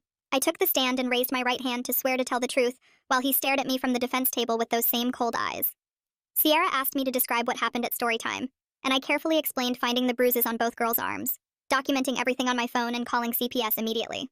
The defense attorney stood up for cross-examination and tried to suggest I had misunderstood normal childhood games and overreacted because I wasn't a parent myself. He asked if I had coached the children to say certain things or led them with my questions, but I firmly explained that Ava had volunteered all the information while proudly describing her Hunger Game record.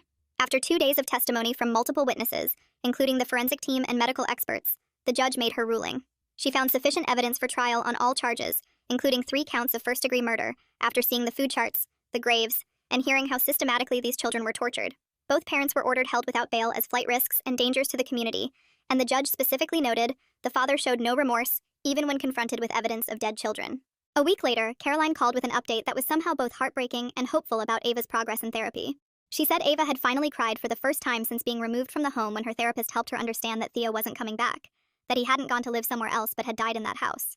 It was horrible to hear, but the therapist said it was actually progress because Ava was starting to feel real emotions again, instead of the numbness her father had trained into her. 3 days later, Detective Murdoch called me at work to tell me the forensic team had found something else at the house. They discovered small cameras hidden behind air vents in both girls' bedrooms and the basement where the father conducted what he called training sessions. The tech guys recovered hundreds of hours of footage from hard drives hidden in the garage rafters. Murdoch said some of the videos went back 3 years and showed everything from the Hunger Games to kids standing with their arms up for hours, while the father sat in a chair timing them and marking down when they cried or dropped their arms. He said Sierra was reviewing the footage and it would be the strongest evidence at trial, since it showed exactly what happened to those kids, without any question. The next morning, my phone rang while I was setting up for Storytime, and it was some producer from Los Angeles saying he wanted to make a documentary about the case, and could he interview me about finding the girls. I told him no way, and hung up. But he called back 2 more times that day, until Sharon helped me write a statement saying the library wouldn't participate in any media that might hurt the girls or turn their pain into entertainment. She sent it to all the major news outlets and posted it on the library website so everyone would know where we stood. That same week, 3 different families contacted the library saying they'd noticed weird things about that family over the years, but never knew what to do about it. One mom said she'd seen Ava at the park looking too thin and asked if she was okay, but Ava just said she was playing a game. Another family said their kid came home from a playdate talking about the Hunger Game, and they thought it was just kids being dramatic. The third family lived next door and said they heard crying sometimes but figured all kids cry and didn't want to be nosy neighbors. Sharon used this as a chance to organize community training sessions at the library about recognizing signs of abuse and how to report concerns without being afraid of being wrong. She brought in experts from CPS and the police department to teach people what to look for, and made it clear that it's better to be wrong than to let a kid suffer. Meanwhile, the mother's lawyer had ordered a full psychological evaluation, which came back showing she had severe PTSD from her own childhood and something called dependent personality disorder that made her unable to stand up to her husband. The report said she'd been abused as a kid too, and basically picked a husband who continued the pattern. Her lawyer tried to use this to get her a separate trial, saying she was a victim too, but the judge said no, because she still chose to starve children and watch them die regardless of her mental health issues. The prosecution argued that lots of people have PTSD and don't murder kids, so it wasn't an excuse. About a week after that, Detective Murdoch discovered something that made everything even worse. While going through the father's computer, they found he was running an online forum for parents who believed in what he called radical resilience training for children. There were over 200 members from all over the country sharing tips on how to make kids stronger through hunger and pain and cold. Some parents posted pictures of their kids' bruises like trophies and talked about how many days their children went without food. The FBI got involved immediately and started tracking down every single member to check on those kids. Murdoch told me they expected to find dozens of abused children across multiple states, all because this guy was spreading his sick ideas online and making other parents think it was good parenting. A month after the girls were removed from the home, Caroline called with an update that made me cry at my desk. She said Millie had just spoken her first full sentence in foster care when her foster mom asked what she wanted for breakfast, and Millie said, "I like eating breakfast every day." The foster mom had been keeping a journal of the girls' progress and sent updates through Caroline, who shared them with me when she could. She said both girls were gaining weight slowly and starting to look less scared all the time, though they still had nightmares and would hide food in their rooms. I had to walk to the bathroom and shut the door, so nobody would see me crying about a little girl being happy about breakfast. The legal stuff kept moving forward, and the father fired his first lawyer saying the guy wasn't fighting hard enough for his rights. He hired some new lawyer known for defending extremist groups and militias, who immediately filed a bunch of motions claiming the father was persecuted for his religious beliefs and his constitutional right to raise his kids how he wanted. The motions said the government was attacking traditional parenting, and that parents should be free to discipline children without interference. The judge threw out every single motion saying that murder and torture aren't protected by any constitutional right, and that religious freedom doesn't include killing children. 2 days later, Sharon called me into her office and said the police had warned her that some group supporting the father might show up at the library to protest during Storytime. Apparently, the new lawyer was trying to drum up support online, talking about parental rights and government overreach. Sharon had already coordinated with the police to have extra patrols during our children's programs and set up a safety plan where we could lock down the children's section if needed. She also arranged for parents to sign kids in and out so we'd know exactly who was in the building. We ended up not having any real problems, just a couple people with signs out front that the police moved along. Sierra kept building her case and called me one afternoon to say she had enough evidence for multiple life sentences between the videos and the bodies and all the documentation. She was particularly focused on getting justice for Theo and the 2 other foster kids they found buried in the backyard, who never even got reported missing because the system lost track of them. She said the father kept detailed notes about each child, including when they died and what killed them, which was usually starvation or injuries from the training. Around the same time, the girls got a guardian ad litem named Allison Cooper, whose job was to represent their interests in court. She came to the library to meet me and get copies of all my documentation from that first day. She was putting together a petition for permanent termination of parental rights, using my initial report and testimony as evidence that both parents posed an ongoing danger to the children, even from prison. 2 months passed before Caroline called with an update that made me grab my desk for support. She told me Ava was eating regular meals now without hiding food in her pockets or under her bed. The foster mom sent daily reports about how Ava still asked permission before taking food from the fridge. She'd stand there waiting for someone to tell her she'd earned it. The foster family kept telling her food was always allowed, but old habits die hard. Caroline said Ava still counted bites sometimes and got anxious if she ate too fast. The next week, I got home from work to find a thick envelope shoved under my door with no return address. Inside was a letter written in tiny, cramped handwriting filled with Bible verses about sparing the rod and spoiling the child. The father had gotten someone on the outside to deliver it, going on for pages about how I'd destroyed his family. He quoted Proverbs and talked about discipline being love and how weak children grow into weak adults. I drove straight to the police station and handed it over to Detective Murdoch, who said they'd track down whoever delivered it. Within days, the father lost his phone and mail privileges after they traced the letter to another inmate's girlfriend. The pretrial motions started the following month, and Kiara warned me some of the evidence would be hard to watch. She wasn't kidding, because when they played the hidden camera footage in the judge's chambers, 2 bailiffs had to leave the room. Sierra told me later that even the defense attorney looked sick watching those videos. The judge watched maybe 20 minutes before ruling they were admissible as evidence. You could see everything on those tapes, kids standing with their arms up for hours until they collapsed. You could see the father marking time on his phone while Theo begged for water. The worst part was how calm the parents looked while their kids suffered right in front of them. A week later, Sierra called to tell me the mother's lawyer wanted to make a deal. The mother would testify against her husband if they'd reduce her sentence from life to 25 years. She claimed she had information about how Theo died that only she knew. Sierra was considering it because the mother's testimony could guarantee a murder conviction. The mother apparently kept her own notes about the punishments and could provide details the cameras didn't catch. Meanwhile, I started going to a support group for mandated reporters who'd been involved in severe abuse cases. The counselor running it said we all carried trauma from what we'd witnessed and reported. There were teachers and nurses and social workers all dealing with nightmares about the kids they'd tried to help. One teacher talked about finding cigarette burns on a student, and another found a kid living in a dog crate. Hearing their stories helped me realize I wasn't alone in feeling haunted by what those girls went through. Caroline called again with updates about the girls' therapy sessions, which happened 3 times a week now. Ava had stopped talking about the Hunger Games with pride and started understanding they were actually torture.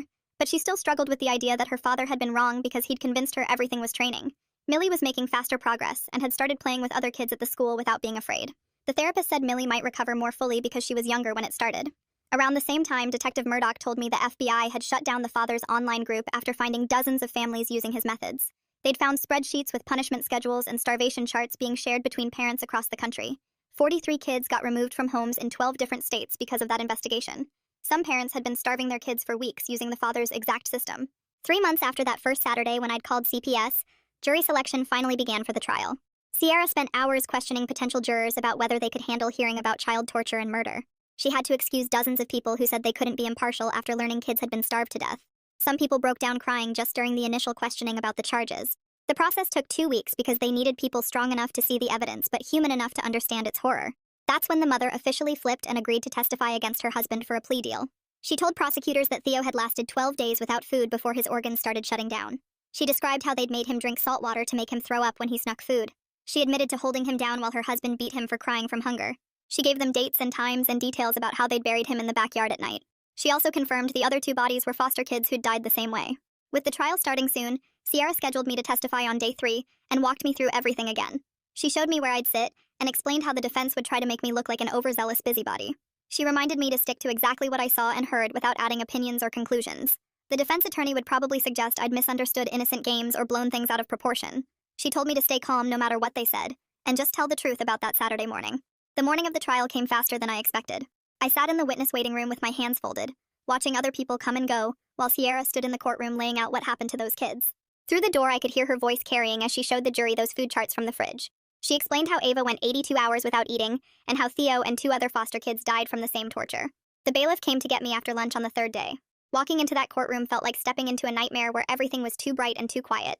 The father sat at the defense table in a gray suit, watching me with empty eyes while I raised my right hand and swore to tell the truth. I settled into the witness chair and looked at Ciara, who gave me a small nod before starting her questions. She asked me to describe that Saturday morning at Storytime, so I told them everything. How Ava bragged about not eating for 3 days. How Millie sat in the corner holding her stomach.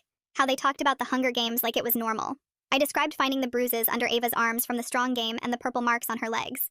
The jury watched me carefully while I explained how Ava said Theo went 9 days without food before he fainted at the school. Several jurors looked sick when I told them about Millie's patchy hair and stick arms. I kept my voice steady, even though my hands shook as I described Ava teaching her sister to eat slow so she wouldn't throw up.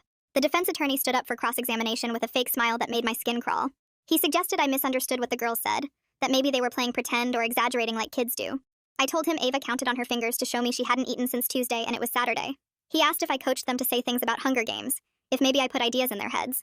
I explained that Ava volunteered everything while proudly describing her record, that I never suggested anything about starvation or games. He tried to make it sound like I overreacted to normal childhood stories, but I stuck to exactly what I saw and heard. The mother took the stand 2 days later wearing an orange jumpsuit and looking smaller than I remembered. She described how it started with normal punishments like timeouts, but her husband kept pushing for more. She admitted holding Theo down while he was beaten for crying from hunger. She told them about the salt water they made him drink when he snuck food. Her voice broke when she described watching him get weaker over 12 days until his organs shut down. She said she was scared her husband would kill her too if she tried to stop him. The prosecutor asked why she didn't call for help, and she just stared at her hands without answering. Dr. Frey came next with a laptop full of medical files that made the jury gasp. He showed x-rays of old fractures in both girls' arms and ribs that never got treated. He had photos of scars on their backs from belts and switches. He explained how Theo's body would have broken down during those 12 days without food, how his organs would have failed one by one while he suffered. He said Millie had permanent growth damage from years of starvation, and both girls had nerve damage from the punishment games. The judge called a recess after his testimony because one juror started crying. On day 7, they played the videos from the hidden cameras the father installed in the kids' rooms. The judge only allowed certain parts because he said the full footage was too disturbing for court. Even the edited segments made people in the gallery leave the room. You could see Ava standing with her arms up for hours until she collapsed. You could see Millie locked in a closet screaming while the timer on screen showed she'd been there for 6 hours. The worst part was hearing the father's voice calmly explaining that only weak children needed food or comfort. Detective Murdoch testified the next morning with boxes of evidence stacked beside him. He showed the punishment charts with detailed records of which kid failed which challenge and for how long they went without food. He presented the father's journals where he wrote about breaking the children's spirits to make them strong. He described finding the 3 shallow graves in the backyard with the remains of Theo and 2 other foster kids. He kept his voice professional while reading entries about forcing kids to stand in freezing showers or making them hold heavy books over their heads for hours. The defense tried to paint this as alternative parenting, but Murdoch just pointed to the graves and said, "Dead children aren't strong children." The defense called 3 character witnesses who talked about what a good neighbor and church member the father was. They said he helped with community projects and always seemed devoted to his family. But when Ciara cross-examined them, each one admitted they'd never been inside the house or seen how he actually treated the kids. One woman said she thought it was strange the children were so thin, but assumed they had health problems. Another man said the father talked about making kids tough, but he thought it was just strict parenting. None of them knew about the games or the charts or the foster kids who disappeared. The foster mom testified last, describing how the girls were doing after 10 months in her care. She said they still hoarded food in their rooms and had panic attacks during bath time. She described finding Ava doing the strong game by herself because she didn't know how else to deal with stress. She told them about Millie's nightmares where she screamed for Theo and begged not to play anymore. She explained how both girls needed therapy 3 times a week and might never fully trust adults again. She said Ava still sometimes asked if she was being weak when she cried. The foster mom's voice stayed calm, but tears ran down her face while she talked about teaching them that food wasn't a reward and love wasn't supposed to hurt. The next morning, the father stood up from the defense table and walked to the witness stand, even though his lawyer was shaking his head and trying to get him to sit back down. He put his hand on the Bible and swore to tell the truth with this calm look on his face like he was about to give a presentation at work. He started talking about how society was getting weaker and kids these days couldn't handle anything hard, and how he was just preparing his children for when everything collapsed. He said the government would fail someday, and only strong people would survive, and weak kids would die anyway, so he was doing them a favor by making them tough now. The jury members kept looking at each other while he explained his training methods like they were totally normal and reasonable. He said Theo failed the program because he wasn't mentally strong enough, and that's just natural selection working the way it's supposed to. One juror put her hand over her mouth when he said that. He kept going about how Ava was his success story, because she could go days without food and never complained, and that made her ready for anything life would throw at her. He said I was part of the problem because I gave the girls food they didn't earn, and that's why America was falling apart. His lawyer kept trying to object to his own client's testimony, but the judge let him keep talking because he was burying himself with every word. When Sierra asked him if he felt bad about Theo dying, he said no, because weak bloodlines need to end for humanity to get stronger. 2 days later, Sierra stood up for closing arguments and walked the jury through everything step by step. She held up the food charts and showed them the entries where kids went days without eating for things like not making their beds perfect or talking too loud. She reminded them about the videos of Ava standing with her arms up until she collapsed, and Millie locked in the closet screaming. She talked about how I called CPS that Saturday, and if I hadn't, both girls would probably be dead now too. She showed pictures of Theo and the 2 other foster kids who died, and asked the jury to imagine their last days slowly starving while begging for food. She pointed at the father and called him exactly what he was, a child killer who tortured kids and felt proud of it. She reminded them that 3 children were dead, and 2 barely survived because of his sick games. The defense lawyer got up next and tried one more time to make this seem like something other than murder. He said the father went too far with discipline, but never meant to actually kill anyone. He asked for manslaughter charges instead, because there wasn't specific intent to cause death, just a parenting philosophy that got out of control. He said the father truly believed he was helping these children, and that belief, even though wrong, meant this wasn't first-degree murder. The jury left to deliberate and we all waited. I sat in the hallway checking my phone every few minutes while Caroline texted me updates from the CPS office. People brought coffee and sandwiches, but nobody really ate much. 3 days went by with the jury asking for evidence to review and clarifications on legal definitions. On the 3rd afternoon, the bailiff came out and said they had a verdict. Everyone rushed back into the courtroom and the air felt heavy while we waited for the jury to file in. The judge asked if they'd reached a verdict, and the foreman stood up with a paper in his shaking hand. Guilty on all counts, including 3 counts of first-degree murder. The father didn't move or react at all, just stared straight ahead like he was somewhere else. The mother started sobbing so loud the judge had to call for order. 2 weeks went by before sentencing, and Sierra asked if I wanted to give a victim impact statement. I spent days writing and rewriting what I wanted to say. When the day came, I stood at the podium with my hands trembling and looked at the judge. I told him about that Saturday at Storytime and how proud Ava was of not eating for 4 days.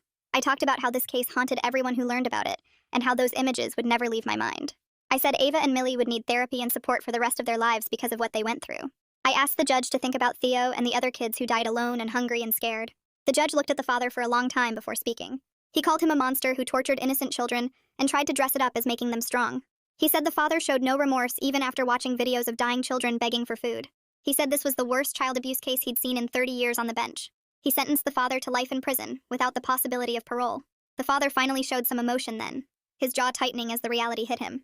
The mother got called up next and stood there shaking while the judge talked about her plea deal. He said her cooperation was the only reason she wasn't getting life too. He gave her 25 years with the possibility of parole and 15 if she completed psychological treatment programs. He said she chose her husband over her children and would have to live with that forever. 6 months after that first story time, Caroline called me with an update about the girls. She said they were doing better with their foster family who wanted to adopt them. Both girls were gaining weight steadily and going to the school every day like normal kids. They still had bad days and nightmares, but the good days were getting more common. She said Millie laughed for the first time last week when their foster dad made silly faces at dinner. Ava was learning to be a kid instead of a survivor.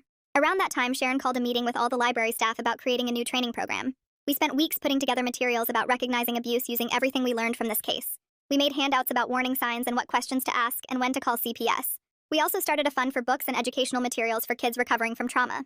The board approved it right away, and other libraries in the state started asking for our training materials. One afternoon, I got a call from Caroline saying there was a letter for me that came through official channels. It was from Ava, written in careful handwriting on notebook paper. She thanked me for the snacks that day at Storytime, and said she understood now that she was hungry, and I helped her. She wrote that she knows the games weren't normal, and she and Millie deserve food every day just like other kids. She said her new parents tell her she's brave and strong without having to prove it by not eating. At the bottom, she drew a picture of her and Millie at a table full of food, both of them smiling. 8 months after that terrible Saturday, Caroline called me at the library to tell me the adoption was going through court that week. The foster parents had filed all the paperwork, and both girls wanted to make it official, even picking out new last names together at the kitchen table one night. I couldn't attend since the judge kept it closed to protect the girls' privacy, but Caroline texted me afterwards that both of them actually smiled in the courtroom when the judge signed the papers. She said it was the first real smile she'd seen from either girl since the case started, not the scared kind they used to do when they thought adults wanted them to look happy. The foster mom had brought cupcakes to celebrate, and Millie ate too without asking permission first, which Caroline said showed real progress in feeling safe. Detective Murdoch called me the next week with news that made my hands shake. The FBI had finished their investigation into the father's online group and found 43 children across 12 states living under similar torture disguised as training. Some parents had printed out his exact starvation charts and punishment schedules, following them like instruction manuals for creating strong kids. The agents found kids as young as 3 who hadn't eaten in days, standing in corners with their arms up for hours, taking ice-cold showers as punishment for crying. One family in Idaho had buried their foster son in the backyard just like Theo, using the father's posts about dealing with weak children who couldn't handle the training. Murdoch said they arrested 28 parents and removed all the kids to safety, though some were in such bad shape they went straight to hospitals for feeding tubes and emergency care. The case files from all these families helped prosecutors in other states build stronger cases, and Murdoch said our original case had saved more kids than we'd ever know. About a year after everything started, I got a call from someone at the state capitol about new legislation they were pushing through. They wanted to name it Theo's Law and needed my testimony about how the system had failed him and the other kids who died. I drove 3 hours to the Capitol building and sat in a room full of lawmakers while I explained how homeschooled kids could disappear from oversight, how 3 previous reports about this family got closed without proper investigation. The law would require deeper investigation of any abuse reports involving homeschooled children, mandatory home visits instead of just phone calls, and cross-checking with medical records to catch patterns of injuries. It passed unanimously 2 months later, with Theo's name attached to protect other kids from falling through the same cracks. Back at the library, I kept running Storytime every Saturday, but everything felt different now. I made sure we always had plenty of snacks, and I'd casually mention that food was something every kid deserved every single day, not something you had to earn or win. When new kids showed up, I watched for loose clothes, thin arms, bruises in strange places, that weird pride about being hungry that Ava had shown. I put up posters about children's rights and made sure kids knew they could talk to me if any adult was hurting them. Sharon helped me create little cards kids could take home that listed warning signs of abuse on one side and help numbers on the other, disguised as bookmarks so parents wouldn't get suspicious. We started doing special programs about feelings and bodies, teaching kids that pain wasn't normal, and adults who hurt children were doing something wrong, not making them strong. Caroline sent me updates every few months about the girls' progress. After a year with their adoptive family, both girls were doing regular kid things like joining soccer teams and having sleepovers with friends. Ava had started helping at a local shelter, talking to other kids who'd been through bad stuff and showing them it could get better. She was in therapy twice a week and learning that strength meant asking for help when you needed it, not suffering alone in silence. Millie was catching up in the school, her reading improving now that she could concentrate without hunger pains, and she'd even performed in the school talent show doing a dance routine. Caroline said both girls still had bad days, nightmares and panic attacks, but the good days kept getting more common, and the bad days kept getting shorter. 2 years into her sentence, I heard through Murdoch that the mother had died in prison. The medical examiner found evidence of years of untreated injuries and malnutrition, suggesting she'd been another victim of the father's abuse long before the kids came along. Other inmates had apparently found out what she'd done to kids and made her life hell, but the official cause was complications from internal damage that had never properly healed. It reminded everyone that she'd been trapped in that house too, choosing between her own survival and protecting the children, though she'd made the wrong choice every single time. 3 years after that first story time, Caroline forwarded me an email from Millie's teacher about a creative writing contest she'd won at the school. Millie had written a story about 2 sisters who got saved by a brave librarian who noticed they were hungry and called for help. She'd changed all the names and details for privacy, but the teacher wanted Caroline to know how beautifully Millie had captured the feeling of being seen and saved by someone who cared enough to act. The teacher said Millie read it to the whole school at assembly and didn't cry once, standing tall and proud while she shared her story of survival. When Ava hit her teenage years, she started speaking at child welfare conferences about recognizing abuse. Caroline sent me a video of one talk where Ava stood in front of 200 social workers and described the Hunger Games, the charts on the fridge, how she'd been programmed to be proud of suffering. She told them to watch for kids who brag about not needing things, who show off their endurance of pain, who think abuse is normal because it's all they've known. At the end, she looked right at the camera and said, "A librarian saved her life by noticing something was wrong and refusing to ignore it," though she knew I'd say she saved herself by being brave enough to talk about the games that day. The library board approved Sharon's proposal for annual training for all youth program staff, using our case as the main teaching example. We brought in experts to teach about trauma responses, mandated reporting, and how to create safe spaces where kids felt comfortable disclosing abuse. We practiced how to ask gentle questions, how to document concerns, when to call CPS versus when to gather more information first.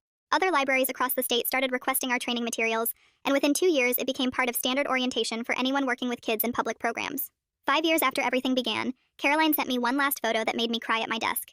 It showed Ava and Millie in graduation caps and gowns, standing between their adoptive parents, holding their high school diplomas and grinning like regular teenagers.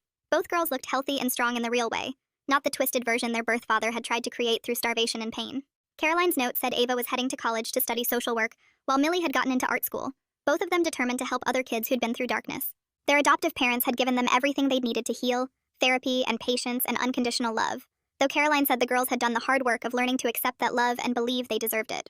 That photo still sits on my desk at the library, a reminder that one moment of paying attention can change everything, that speaking up when something feels wrong can be the difference between life and death for a child. 7 years after that first Saturday, Caroline forwarded me another email that made me grab tissues from my desk drawer. Ava had gotten her acceptance letter to the State University's social work program, along with a scholarship for survivors of childhood trauma.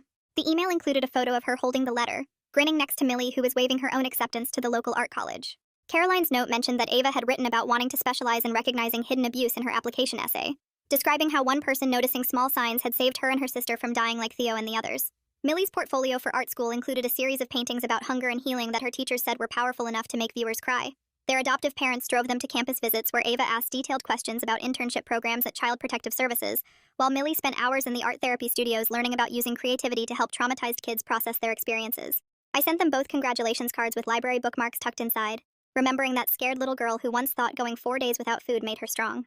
Every Saturday morning, I still unlock the library's children's section for story time, setting out juice boxes and crackers while watching each child who walks through the door. I notice things now that I might have missed before, like the boy whose sleeves never quite cover the marks on his wrists, or the girl who flinches when her dad raises his hand to wave goodbye.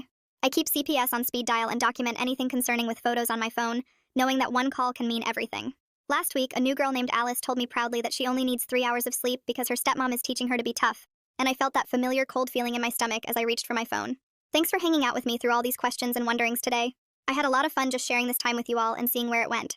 If you made it to the end, drop a comment. I love reading all your comments. When did your parents realize you weren't a little kid anymore? I'm 21 and my parents still try to make me wear diapers. But I'm not the only one. You see, Mom and Dad have never been able to accept that their kids have grown up. So every weekend, they make us do family bonding time, where every adult child spends their Saturday and Sunday acting like a baby again. We literally wear diapers, drink from bottles, sleep in modified cribs. My brother Lawrence is 27 and still does it. My sister Maya is 24 and by now acts like it's normal. It started the day I turned 18 when Mom sat me down and pulled out an adult-sized diaper, telling me weekends were for letting go of stress by returning to a simpler time. When I laughed thinking it was a joke, Dad grabbed my wallet and pulled up his banking app. Until you participate properly, we control your finances.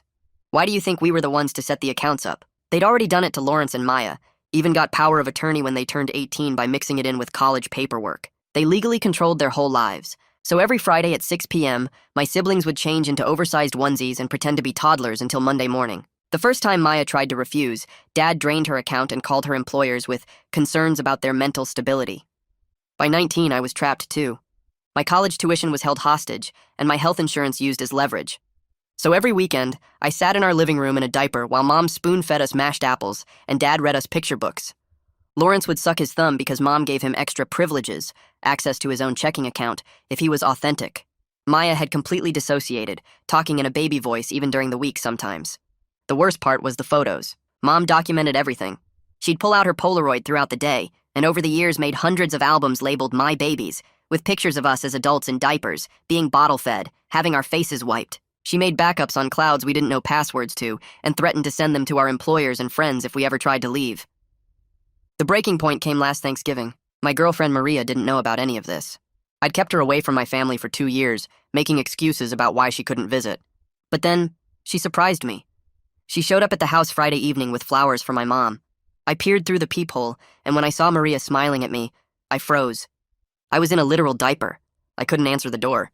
I started quietly tiptoeing walk from the door, hoping no one would notice. But my mom appeared behind me, twisting the handle and opening the door. Maria's face went from excited to horrified the second she saw me, her 21-year-old boyfriend wearing Pampers. Even worse behind me, Lawrence, a 27-year-old balding man with a beard, was in a high chair meant for an actual baby, while Dad fed him mashed potatoes.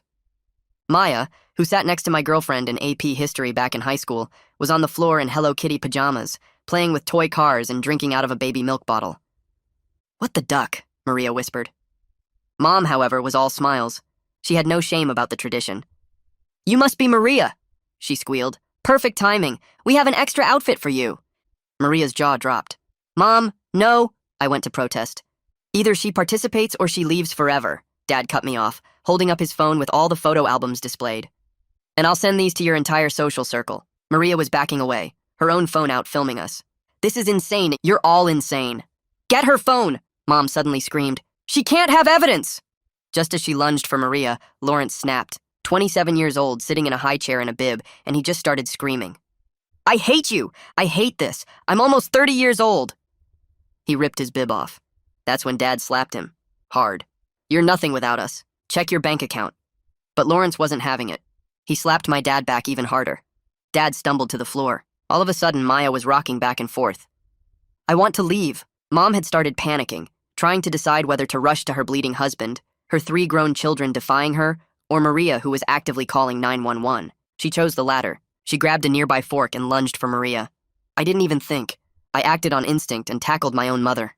I pinned her to the floor and restrained her arms, holding her while she kept screaming and spitting in my face. Dad was on the floor trying to grab his phone to send the photos out.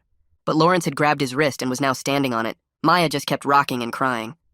By the time Maria called 911, the house looked like chaos, glasses and plates shattered, Mom and Dad bleeding, and all of us now dressed like adults. However, this was the worst thing that could have happened, because when the cops arrived, all they saw was 3 manic-looking adult children and their elderly parents lying in pools of their own blood. "They're criminals!" Mom screamed at the cops the minute they arrived. "They assaulted us!" We couldn't even defend ourselves, and before we knew it, we were in handcuffs, our mom convincing the officers that Maria was a lunatic too. They put us in separate police cars and drove us to the county jail downtown. The whole ride I kept trying to pull at the waistband of the diaper through my pants, but the handcuffs made it impossible to get any leverage. We got processed one by one at the intake desk, and I had to stand there while they took my photo and fingerprints, still wearing that thing under my clothes. The booking officer made me empty my pockets, and I had nothing, not even my wallet, because Dad had it at the house. They finally let me change into jail clothes around 2 a.m., and I stuffed the diaper deep in the trash can, hoping nobody would see it. The holding cell smelled like piss and bleach, and the fluorescent lights buzzed so loud I could barely think straight. I sat on the metal bench and put my head in my hands, and the shame felt like it was crushing my chest. Across from me in the men's section, Lawrence was pacing back and forth like a trapped animal, his hands opening and closing into fists. Through the bars separating the men's and women's areas, I could barely see Maya in the corner, rocking back and forth with her arms wrapped around her knees. Every time a guard walked past our cells, I wanted to sink into the concrete floor and disappear. The other people in holding kept staring at us, probably wondering what 3 normal-looking adults did to get arrested together. Around 3 a.m., a female officer came and called my name. She unlocked the cell and walked me down a hallway to a small interview room with a table and 2 chairs. I sat down, and she left me there for what felt like forever, just staring at the 2-way mirror on the wall. When she came back, she had Maria's phone in one hand and Mom's Polaroid camera in the other, both sealed in clear plastic evidence bags. She set them on the table between us and asked me to explain what happened that night. I started talking, trying to describe the years of weekend rituals and the financial control, but it all sounded crazy coming out of my mouth.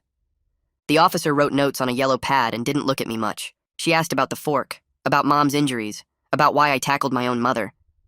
I tried to explain that Mom was attacking Maria, that I was defending her, but the officer's face stayed blank and professional. She mentioned something about the video footage on Maria's phone being logged into evidence, and for the first time since the cops showed up, I felt a tiny spark of hope. Maybe someone would actually watch that video and see what really happened. Maybe they'd see me in that diaper, Lawrence in the high chair, Maya with the bottle. Maybe the truth would actually matter. The officer took me back to the holding cell, and I watched through the bars as they brought Lawrence out next for his interview. His hands were shaking, but not from fear like I expected. He looked angry, really angry, like something had broken inside him and he was done playing nice. When they brought him back 20 minutes later, he wouldn't even look at me. He just went to the far corner of the cell and stood there with his arms crossed, staring at the wall. Maya hadn't moved from her spot in the women's section. She was still rocking back and forth, and I realized she was humming something under her breath. It took me a minute to recognize the tune, and then my stomach dropped. It was that lullaby Mom used to sing during bottle time on the weekends. Maya was humming it over and over, her eyes unfocused and distant. I wanted to call out to her, to tell her to stop, to snap her out of whatever dissociated state she was falling into. But we were separated by bars and rules, and the guards had already told us no talking between cells. I'd never felt more helpless as her older brother than I did right then. Lawrence was done being the good son who played along for privileges. Maya was losing herself to the conditioning, and I was stuck in the middle trying to figure out how we'd survive this. The arraignment happened the next morning in a blur of legal terms I barely understood. They brought us into the courtroom in our jail clothes and sat us at a long table. A tired-looking woman in a suit came over and introduced herself as Vivian Braun, our public defender. She had dark circles under her eyes, but her handshake was firm, and she looked at me like she was already calculating something. The judge came in and everyone stood up, and then we sat back down and the whole thing started moving too fast. The prosecutor read out charges for assault and battery, and the judge asked how we pleaded. Vivian told us to say not guilty, so we did. Then my parents' lawyer stood up and requested no contact orders for all 3 of us, saying his clients feared for their safety. The judge granted it without even looking at us. Just like that, I couldn't go home, couldn't call them, couldn't even drive past the house. The judge set bail at $10,000 each, and my brain couldn't process that number. Vivian whispered something about a bail bondsman and 10%, but I wasn't really listening anymore. I was standing in front of a judge in borrowed jail sweatpants, being told I was dangerous to my own parents. The same parents who made me wear diapers every weekend for 3 years. The same parents who controlled every dollar in my bank account. The absurdity made me want to laugh or scream or both. The judge banged his gavel and said next case, and guards started moving us toward the door. Vivian caught my arm and said she'd meet me outside after I got processed for release. Lawrence looked like he wanted to punch something. Maya just stared at the floor. Outside the courtroom, Vivian pulled me aside while I was still processing that I wasn't going to jail tonight. She explained the bail terms in simple language, probably because she could tell I was barely keeping up. I had a curfew from 10 p.m. to 6 a.m. every night. I couldn't contact my parents in any way, no calls, no texts, no showing up at the house. I had to check in with pretrial services every week, in person, no exceptions. If I missed a check-in or violated curfew, they'd revoke my bail and I'd go straight back to jail. She handed me a packet of papers with addresses and phone numbers, and I just stared at them. The relief of getting out was completely destroyed by the anxiety of where I'd even go. My parents still controlled my bank account. I couldn't get my clothes from the house. I didn't have my phone or my wallet or my car keys. Vivian must have seen the panic on my face because she asked if I had somewhere to stay. I thought about Maria and felt sick. She'd seen me in that diaper. She'd been attacked by my mom with a fork, and now I was going to show up at her apartment begging for a place to crash. Vivian wrote down Maria's contact info from the police report and said I could use the phone in her office. She also gave me a voucher for the bus and $20 in cash from some victim services fund. I took the money and felt like a charity case, which I guess I was. By day 3, things got worse. Vivian called me at Maria's apartment where I'd been sleeping on the couch. She said the detective had interviewed my parents at the hospital and gotten their official statements. Dad claimed we'd been acting weird and aggressive for weeks and he was scared we might hurt them. Mom said we'd always had anger issues, even as kids, and this attack came out of nowhere. They painted us as violent adults who attacked our elderly parents for no reason. The detective told Vivian that the DA was seriously considering pressing full assault charges based on their version of events. I felt my entire reality being rewritten by the people who tortured us for years. Vivian said we needed to meet in person to start building our defense. She gave me an address for her office and told me to bring any documentation I had about the financial control, any texts or emails from my parents, anything that could prove the pattern of abuse. I didn't have any of that because everything was on my phone back at the house. I told her that and she sighed. She said we'd figure it out, but I could hear the concern in her voice. My first real meeting with Vivian happened 2 days later in her cramped office that smelled like old coffee and legal briefs. The walls were covered in file boxes and her desk was buried under papers. She cleared a chair for me and sat down across from me with a yellow legal pad. Then she started asking questions, really detailed questions about everything. She wanted to know when the weekend rituals started, exactly what they involved, how often they happened. She asked about the financial control, when my parents got power of attorney, how they used it to force compliance. She asked about the photos, how many there were, where they were stored, what my parents threatened to do with them. I talked for over an hour, describing things I'd never said out loud to anyone. The diapers, the bottles, the cribs, the baby talk, the way Dad would drain our accounts if we refused, the way Mom documented everything with her Polaroid. Vivian's face shifted while I talked, going from professional neutrality to barely contained anger. When I finished, she put down her pen and looked at me for a long moment. She said this was the most clear-cut case of coercive control she'd ever seen. She said we needed to build a defense strategy that exposed the whole pattern, not just the Thanksgiving incident. She started making notes about subpoenaing bank records, getting medical experts on psychological abuse, tracking down the photo evidence. For the first time since the arrest, I felt like maybe someone actually believed us. Vivian let me use her office phone to call Maria because mine was still at the house. I dialed her number and she answered on the first ring. Her voice sounded shaky but determined when she said hello. I asked if she was okay and she said yes, but I could hear the lie in it. She said she'd already talked to the police and given her statement about what she saw. She told me she'd cooperate with whatever we needed and testify about everything. Then her voice broke a little and she asked if I was okay. The shame hit me all over again, thinking about her seeing me in that diaper, dragging her into my family's nightmare. I started to apologize and she cut me off. She said she was glad she was there to call for help. She said if she hadn't shown up, who knows how much longer it would have gone on. I didn't know what to say to that.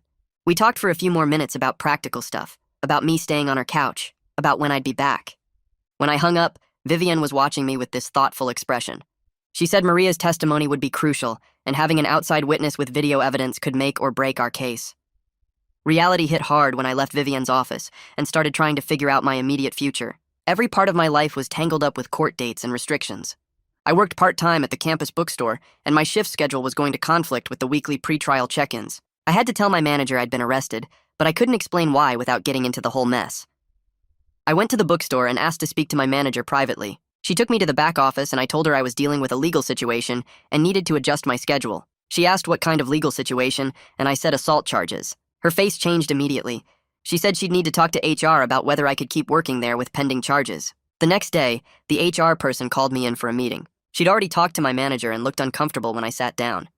She asked about the charges and whether I was a danger to coworkers or customers. I tried to explain that it was a family situation, self-defense, but I could see in her face that my job was probably over. She said they'd need to review their policies and get back to me.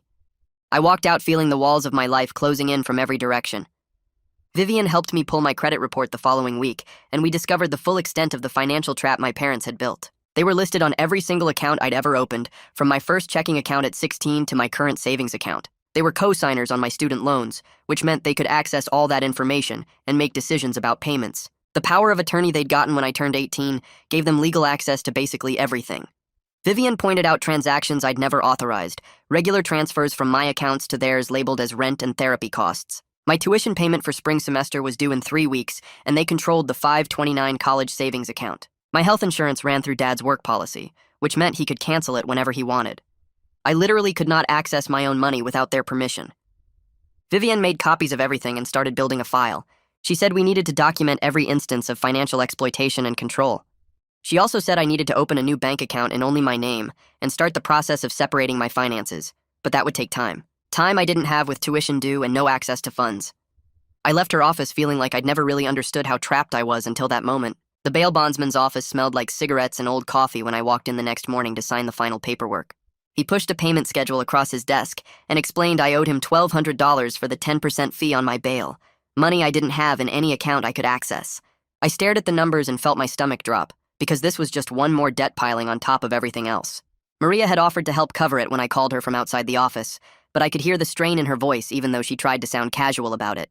She was a college student working part-time at a coffee shop, and now my family's mess was costing her real money she probably needed for rent or textbooks. Lawrence was dealing with the same bondsman and owed even more because his bail had been set higher, and when we ran into each other in the waiting room, he looked like he wanted to punch through the wall. Maya's bail had been lower, but she had even less money than either of us. No job and no savings account that wasn't controlled by our parents. The bondsman set up payment plans for all three of us and warned that missing payments would mean immediate consequences, and I signed the papers feeling like I was just trading one form of control for another. Maria's apartment was tiny, barely 500 square feet with a bathroom so small you had to step over the toilet to reach the shower. Her couch was one of those cheap futons from a discount furniture store, and it was about 6 inches too short for me to stretch out fully. I spent the first night curled up with my knees bent, trying to find a position that didn't make my back ache, listening to Maria move around in her bedroom on the other side of the thin wall. The awkwardness of being there hit me every time I woke up and remembered where I was, imposing on her space when we'd only been dating 8 months. She was patient and kind, making me coffee in the morning and clearing out a drawer for the few clothes I'd managed to grab, but I could see the stress in the way she moved around the apartment differently now. The no-contact order meant I couldn't go back to the house to get my textbooks or my laptop or any of the stuff I actually needed for school. I was living in 2 pairs of borrowed jeans from Maria's ex-boyfriend that she still had in a closet and sleeping on a couch that made every muscle in my body hurt by morning. Every day I tried to figure out how to rebuild a life from absolutely nothing, while Maria stepped around me to get to her kitchen and the weight of displacement pressed down on me constantly. Maya's texts in our sibling group chat started getting weird by Wednesday. She'd send messages at random times saying things were loud where she was staying, or that she couldn't sleep because the friend's apartment had thin walls and she could hear everything. By Friday, she admitted she kept thinking about going back home, and when I read that message, my hands started shaking. She said the outside world felt too big and too loud, and part of her missed the simplicity of the weekends, even though she knew how messed up that sounded. Lawrence responded immediately with angry messages about how she couldn't be serious, how going back would destroy any chance we had of breaking free. I just felt scared, actually terrified that we were going to lose her to all the conditioning our parents had spent years building into her brain. She texted again late that night saying she'd driven halfway to the house before she stopped herself, and I called her right away. We stayed on the phone for an hour while she cried, and I tried to remind her why we'd fought so hard to get out. The pull of the familiar abuse was so strong in her voice, and I realized that escaping physically was only the first step when your mind was still trapped. Detective Knowles called me in for another interview on Monday morning, and Vivian met me at the station looking serious. The detective's questions focused on whether I'd ever been violent before, if I had anger management issues, if I'd been drinking that night. Every single question felt designed to paint me as the bad guy, like he was trying to build a case that I was an aggressive person who just snapped and attacked my elderly parents for no reason. I had to carefully explain that defending Maria from someone lunging at her with a fork wasn't the same as randomly attacking my parents, and Vivian kept putting her hand on my arm to stop me from over-explaining. The detective asked about my relationship with my parents growing up, whether we'd had physical fights before, whether I resented their rules. I could feel myself getting defensive and angry, which was probably exactly what he wanted, and Vivian jumped in several times to redirect or clarify my answers. By the end of the hour-long interview, I was exhausted from the mental effort of answering truthfully while also being strategic about every word.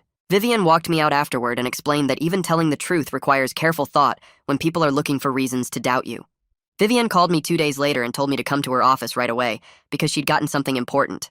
When I arrived, she had her laptop set up with audio files ready to play, and she hit play on the 911 recording from Thanksgiving night. Hearing Mom's voice scream about getting Maria's phone made my whole body go cold, and then Maria's shaky voice calling for help while chaos erupted in the background. The recording captured Mom's rage about evidence and Dad's voice in the background threatening to send photos, and suddenly we had actual proof that they were trying to silence a witness. Vivian played it 3 times, pointing out specific moments where you could hear Mom's panic about documentation and Dad's threats about consequences. She explained that this supported our self-defense claim because it showed consciousness of guilt on their part, that they knew what they were doing was wrong and were desperate to hide the evidence. The recording was only 4 minutes long, but it changed everything about how our case could be presented, and I felt validation wash over me for the first time since the arrest. Vivian made copies and started drafting motions to introduce it as evidence, and I left her office feeling like maybe someone would actually believe us. Vivian sent a legal preservation letter to my parents that same week, demanding they not delete or destroy the photo albums or cloud backups. The letter explained in formal legal language that the photos were now potential evidence in both criminal and civil proceedings, and any destruction could be considered obstruction of justice. I knew this wouldn't actually stop them from trying to delete everything if they got desperate enough, but at least there was a legal record that we'd tried to preserve the proof of what they'd done. Vivian explained that if they did destroy evidence after receiving this letter, it would look really bad for them in court and could result in separate charges. She sent it certified mail with signature required so we'd have proof they received it, and then filed a copy with the court. The whole process felt like we were finally playing offense instead of just defending ourselves, and I appreciated Vivian's aggressive approach to protecting the evidence of our abuse. Lawrence went to the bank the following Monday to try to close the joint checking account he shared with Dad, and he called me afterward sounding frustrated. The bank manager Gus had explained that with the power of attorney still active, closing the account was complicated and required both signatures. But Gus was sympathetic when Lawrence explained the situation, and he walked Lawrence through the process of opening a completely new account in only his name. They set up direct deposit to route Lawrence's paycheck from his job away from the joint account and into the new one, which meant at least his future earnings would be protected. It was a small victory, but Lawrence looked lighter when I met him for lunch afterward, like he'd finally taken back one piece of financial control. Gus had even helped him set up online banking and showed him how to monitor his account for any suspicious activity. Lawrence kept checking his phone to look at his new account balance, and even though it was small, it was entirely his for the first time in 9 years. Maya's job search hit a wall hard that same week when she got a rejection email from a position she'd been excited about. She texted the group chat saying the company had contacted her references, and somehow Dad's old complaints about her mental stability had resurfaced during the reference check. The person from the new company had called her previous employer and come away with the impression that Maya was unreliable and possibly unstable, which killed her chances completely. She was devastated because this was the 3rd job opportunity that had fallen through after reference checks, and the pattern of sabotage our parents had used to keep us dependent was playing out all over again. I could feel her hope crumbling through the text messages, and Lawrence responded with rage about how Dad was still controlling our lives, even with the no-contact order in place. Maya sent another message later saying she didn't know how to escape their reach when they could poison any opportunity she tried to pursue, and I didn't have a good answer for her. Maria met with Vivian the next day to provide the video snippet she'd captured on her phone before Mom lunged at her, and Vivian called me afterward to come watch it. Seeing myself in that diaper on video made me feel physically sick, but at the same time it was validation that this had really happened. You could clearly see me standing there, Lawrence in the high chair, Maya on the floor with the bottle, and you could hear Mom's cheerful voice inviting Maria to participate in the weekend ritual. Vivian explained we needed a formal affidavit from Maria and proper chain of custody documentation to make the video admissible as evidence, but this could be crucial proof of the abuse. Watching it made me want to throw up and cry at the same time, seeing the reality of what we'd been living through displayed on a laptop screen. Maria had managed to capture about 30 seconds before Mom noticed and attacked, and those 30 seconds showed everything we'd been trying to explain. Vivian made copies and started the legal process of entering it into evidence, and I left her office feeling exposed, but also relieved that the truth was finally documented. Detective Knowles scheduled an interview with Maria at the station, and Vivian warned me beforehand that they'd try to discredit her as a biased witness who was just backing up her boyfriend's story. Maria went in alone because I wasn't allowed in the interview room, and I spent 2 hours sitting in the station waiting area watching the clock. I kept imagining them twisting her words or making her doubt what she'd witnessed, and my anxiety got worse with every minute that passed.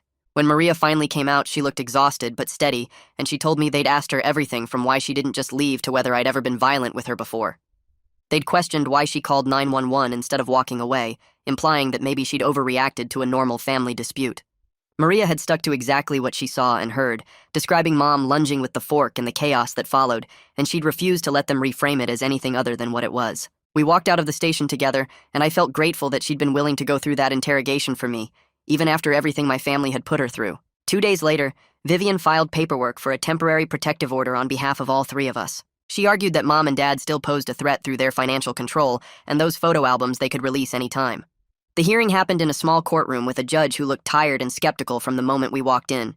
Vivian presented the evidence we had so far, the 9/11 audio, Maria's video, the documented financial manipulation. The judge listened and asked a few questions, but I could see doubt on his face when he looked at us. 3 healthy adults claiming we needed protection from our elderly parents probably sounded ridiculous to him.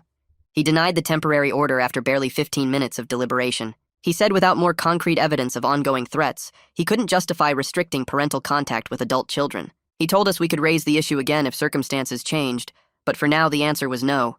Walking out of that courthouse felt like getting punched in the stomach. We had evidence, we had witnesses, and it still wasn't enough. A counselor at the domestic violence hotline gave me a referral to a therapist named Miriam Luna, who specialized in coercive control and family abuse.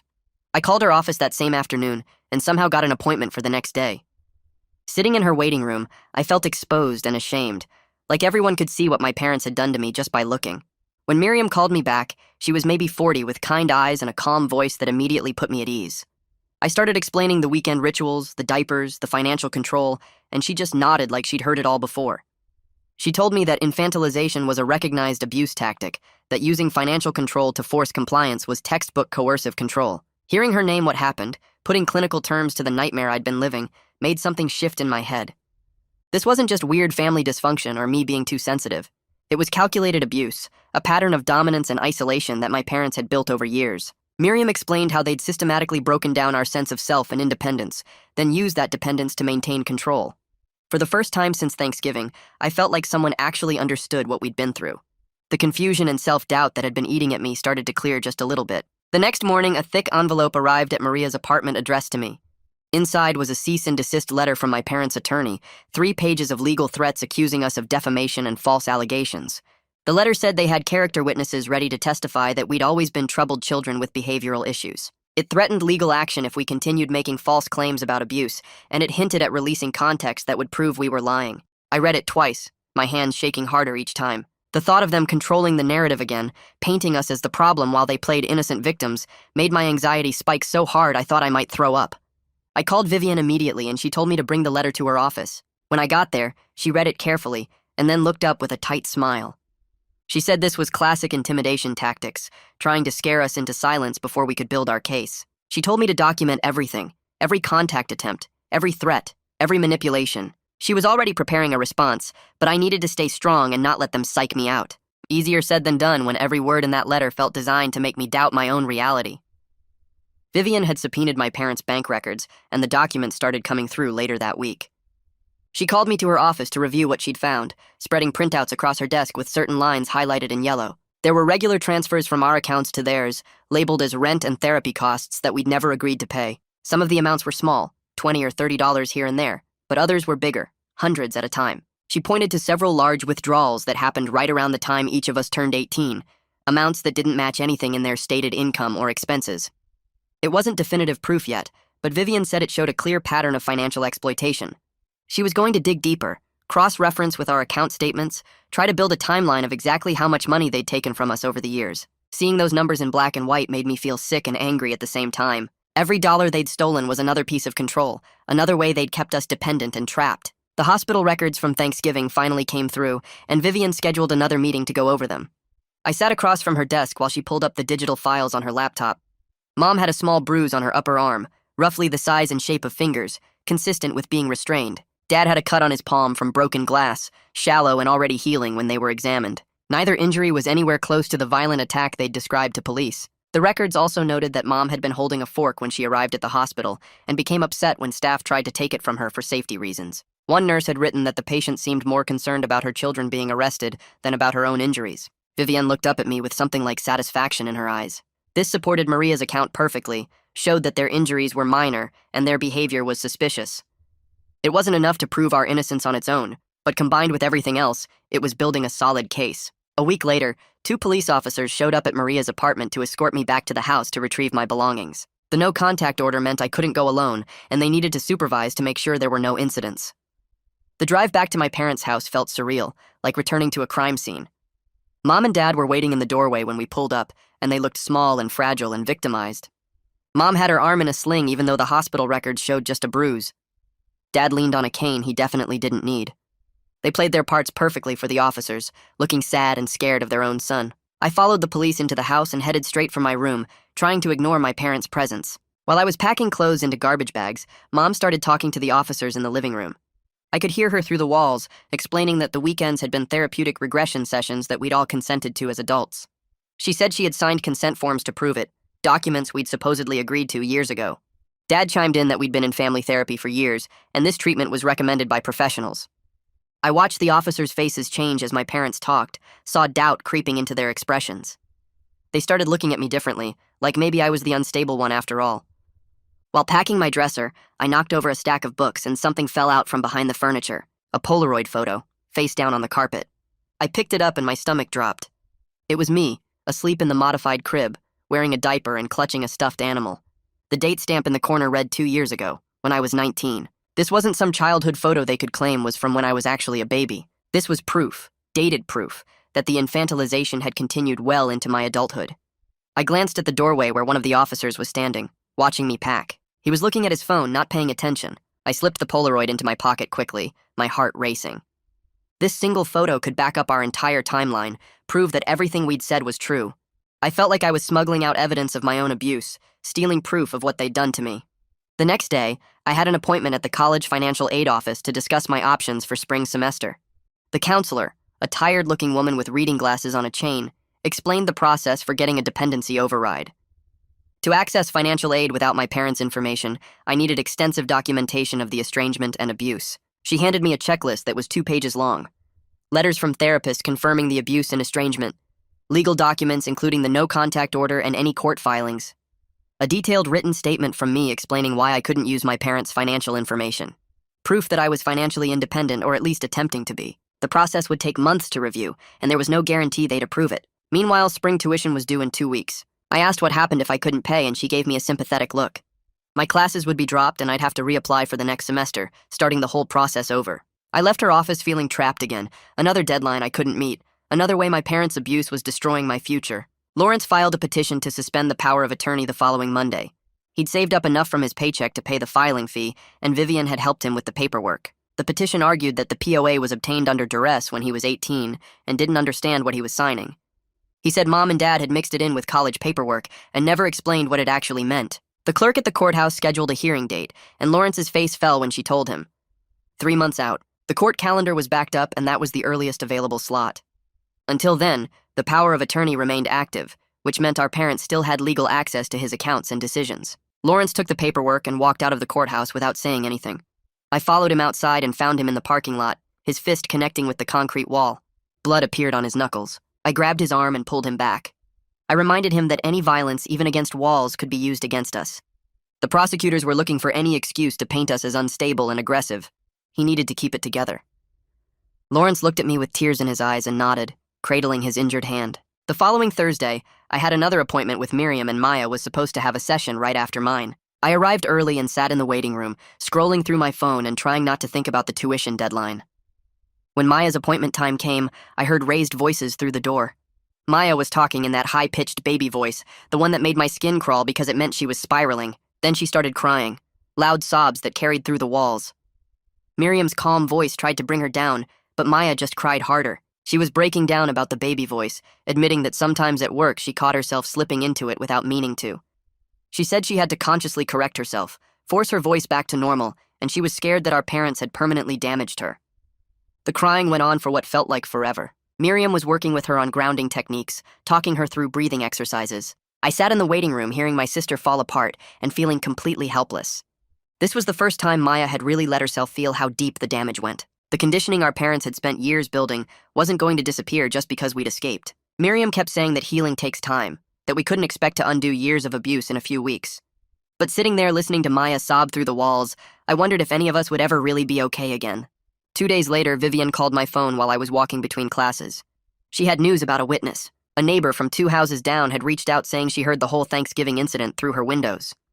The neighbor reported hearing Dad yell, then the sound of a slap, followed by crashing and screaming. She almost called 911 herself, but saw the police cars arrive before she could dial. Vivian explained that having an outside witness with no connection to our family could be huge for establishing we weren't the ones who started the violence. I felt something loosen in my chest for the first time in weeks. Someone else had heard it. Someone who wasn't family, wasn't Maria, wasn't involved, just a regular person who happened to be home and heard what really went down. The next morning, my manager at the campus bookstore called asking me to come in for a meeting. His voice sounded weird on the phone, formal and careful. I showed up 20 minutes later and found him sitting in the back office with a woman I'd never seen before. She introduced herself as the HR person from the main campus office. My stomach dropped. The HR woman pulled out a printed email and slid it across the desk. It was from my parents. The email expressed concern about my mental state and suggested I might be dangerous to coworkers. It referenced a violent incident without giving details, but made it sound like I was unstable and unpredictable. Vivian had coached me on what to say if something like this happened. I kept my voice calm and explained I was dealing with false accusations from abusive parents. I pulled out the folded copy of the no-contact order I'd started carrying and showed them the legal documentation of ongoing issues. The HR woman read through it carefully while my manager looked uncomfortable. She asked a few questions about whether I felt safe, whether I had support, whether there were any concerns about my work performance. I answered everything honestly and kept my tone level. After 15 minutes, she said they'd keep the email on file, but weren't taking any action since my work had been fine, and I had legal documentation of the family situation. I walked out of that office shaking, but still employed. That afternoon, I met with Vivian in her office, and she suggested something new. She said I should start keeping a daily journal documenting every interaction, every financial barrier, every attempt by my parents to interfere with my life.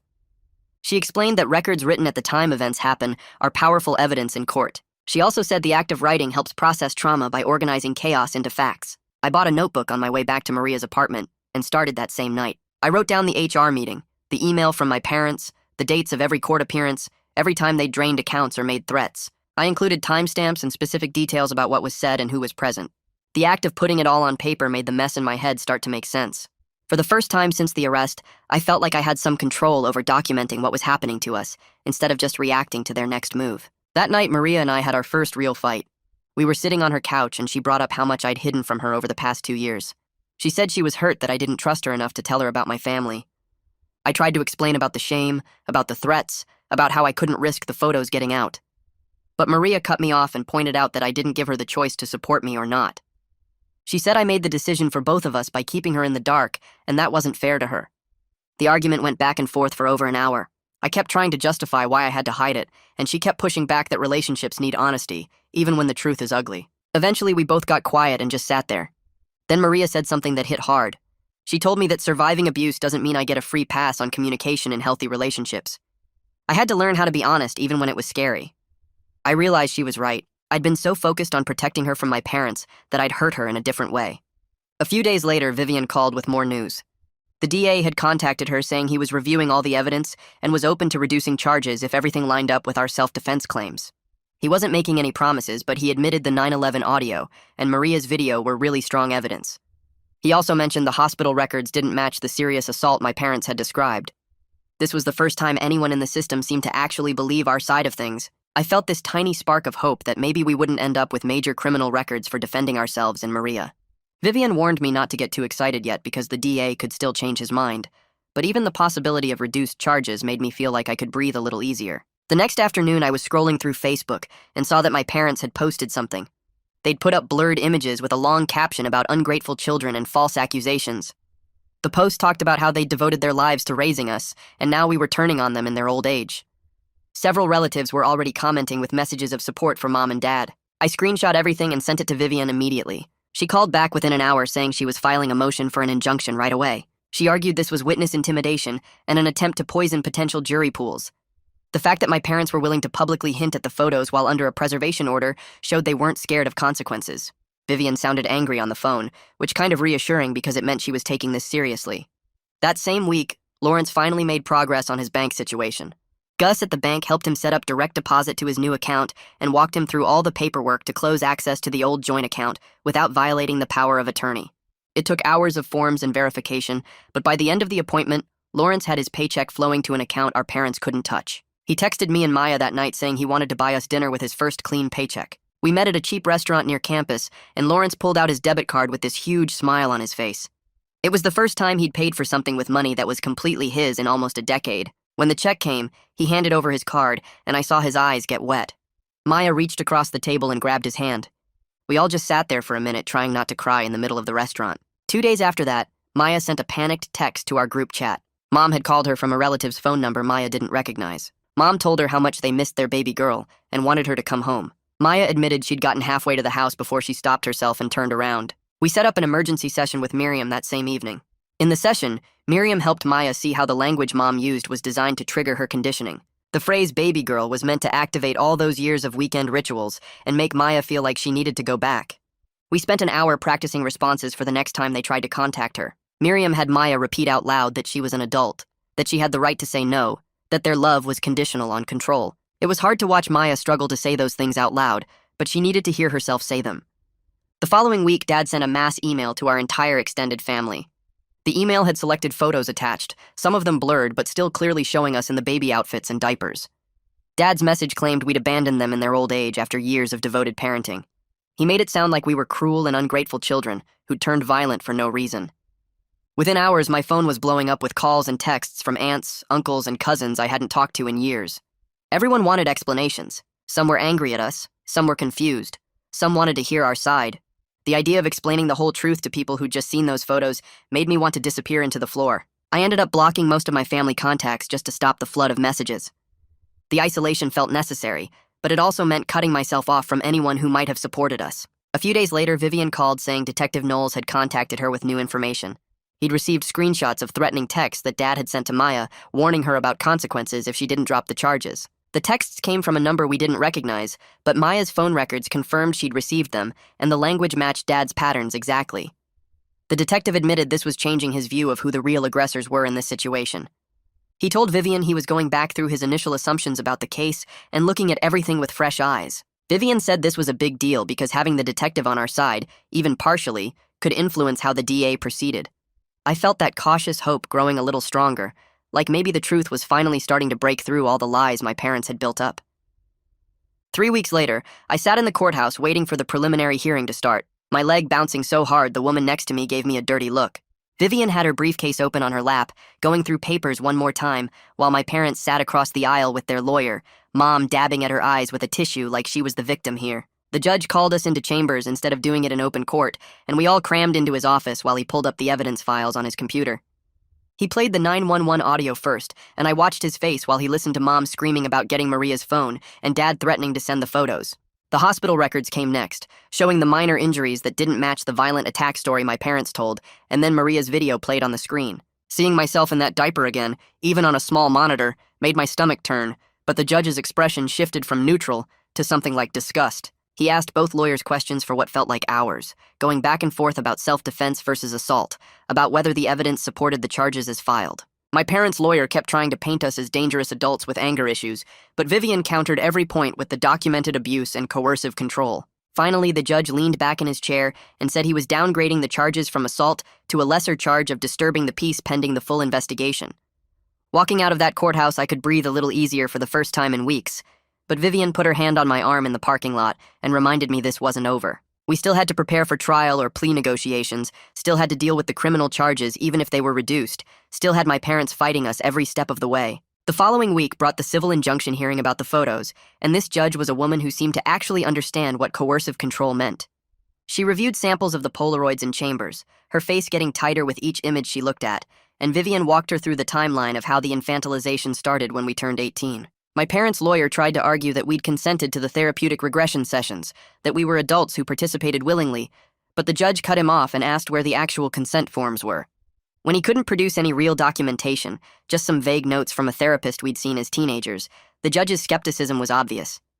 She asked pointed questions about why my parents felt the need to threaten us with photo distribution if everything was consensual, why they'd mixed power of attorney documents into college paperwork without explanation.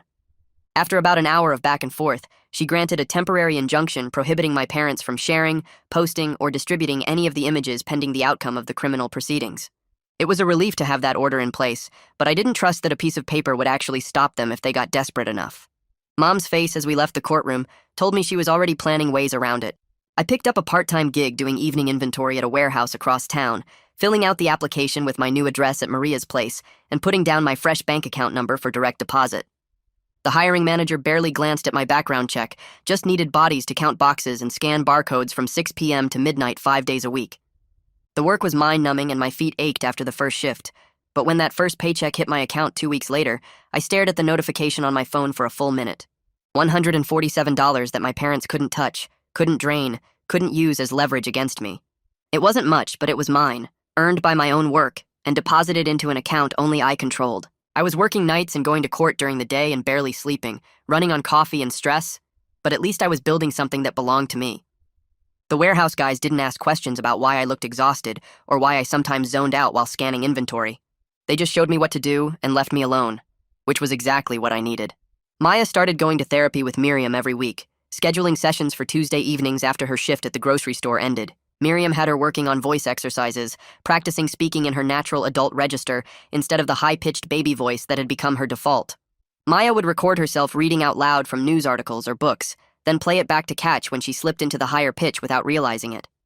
She sent me and Lawrence audio clips sometimes, asking us to tell her if we heard the baby voice creeping in, and it was painful to listen to her struggle with something that should be automatic. Slowly, she was building awareness of what triggered the voice changes, noticing that it happened when she was anxious or when someone in authority spoke to her. Miriam taught her grounding techniques to use in those moments, ways to center herself and choose her adult voice consciously. It was hard to watch my sister have to learn how to sound like herself, to see her fighting against programming that our parents had spent years building into her brain, but she was determined to break it, showing up to every session even when she was exhausted, practicing the exercises even when it made her cry. Lawrence moved out of the friend's couch he'd been crashing on and into a sublet apartment in a rough part of town, the kind of neighborhood where you heard sirens at night and didn't make eye contact with people on the street. He sold some of his stuff on Facebook Marketplace to cover the deposit and first month's rent, getting rid of his gaming console and some collectibles he'd had since high school. The apartment was a studio with water-stained ceiling tiles and a kitchenette that barely functioned, but it had a door that locked and a lease with only his name on it. When I offered to help him move his boxes, he told me he had it handled, his voice sharp enough that I backed off. He was isolated and angry, refusing to accept help from me or Maya because he said he needed to do everything himself. I worried about him being alone with all that rage, texting him every few days to check in and usually getting one-word responses. He told Maya he needed space to figure out who he was without our parents' control or our sibling dynamic making everything complicated. I understood it, but it still hurt to feel him pulling away from us. My parents hired a new attorney, someone younger and more aggressive than their first lawyer, and within days he started sending emails to our extended family members. The emails were polished and media-savvy, painting my parents as elderly victims of adult children who couldn't handle normal parental boundaries and expectations. They included carefully edited quotes from family therapy sessions we'd attended as teenagers, making it sound like we'd always had behavioral problems and anger issues. Aunt Linda forwarded me one of the emails asking for my side of the story, and reading through the twisted version of our lives made me want to throw my phone across the room. The emails talked about how devoted my parents had been, how they'd sacrificed everything for their children, how heartbroken they were by our false accusations. Several other relatives sent similar messages, some angry at us for abandoning our parents, some confused and wanting explanations. The exhaustion of constantly defending reality against my parents' spin was wearing me down, and I found myself just blocking numbers instead of trying to explain. How could I make people understand what had really happened when my parents' version sounded so much more believable than the truth? Detective Knowles called Vivian to say he was following up on the power of attorney issue, going back to interview my parents about when and how they'd obtained it from each of us.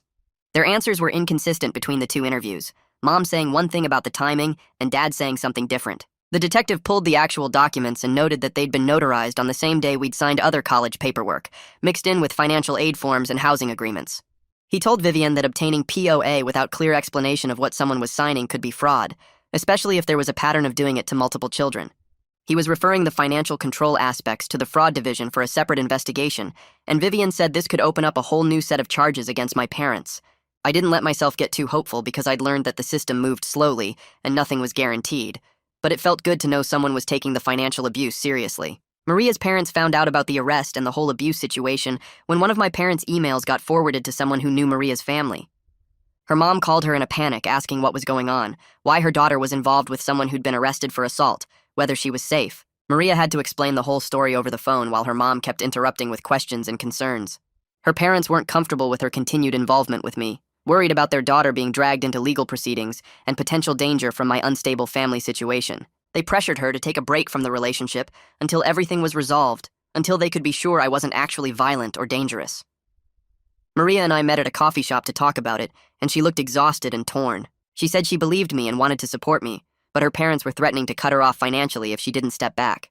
We agreed to a temporary cooling-off period, no contact for at least a month while the legal stuff sorted itself out. Losing her daily support felt like another piece of my stability crumbling away, and I walked back to my warehouse shift that night feeling more alone than I had since the arrest. The DA called Vivian a few days later with a plea offer, his voice neutral as he laid out the terms. I could plead no contest to a misdemeanor charge of disturbing the peace, complete anger management classes, and 100 hours of community service, and maintain the no-contact order with my parents for a year. Vivian explained over the phone that this would mean no jail time, and the charge could potentially be expunged from my record later, but I'd have to accept some responsibility for the incident. The practical side of me knew this was a good deal, that going to trial was risky and expensive and could end with a worse outcome. But the principle of admitting fault when I'd been defending Maria from a fork attack made me so angry I had to put the phone down for a minute. Vivian gave me time to think about it, said I should talk to my siblings before deciding, reminded me that the goal was to get through this with minimal damage to my future. I hung up and stared at the wall of my tiny room at Maria's apartment, trying to figure out if taking this deal meant letting my parents win. We met at a diner on neutral ground to discuss the plea offer, the three of us sliding into a booth in the back corner away from other customers. I laid out the terms while picking at a plate of fries I didn't really want, and the conversation got heated fast because we all had different priorities. I was leaning toward taking the deal because I couldn't risk jail time when I was barely holding my life together financially, when I had the warehouse job and court fees to pay and no safety net. Maya was terrified of testifying in open court, where she'd have to talk about the baby voice and the diapers in front of strangers, and she wanted it over as quickly as possible. But Lawrence was absolutely refusing to accept any deal that made him admit wrongdoing, his face getting red as he talked about needing his day in court.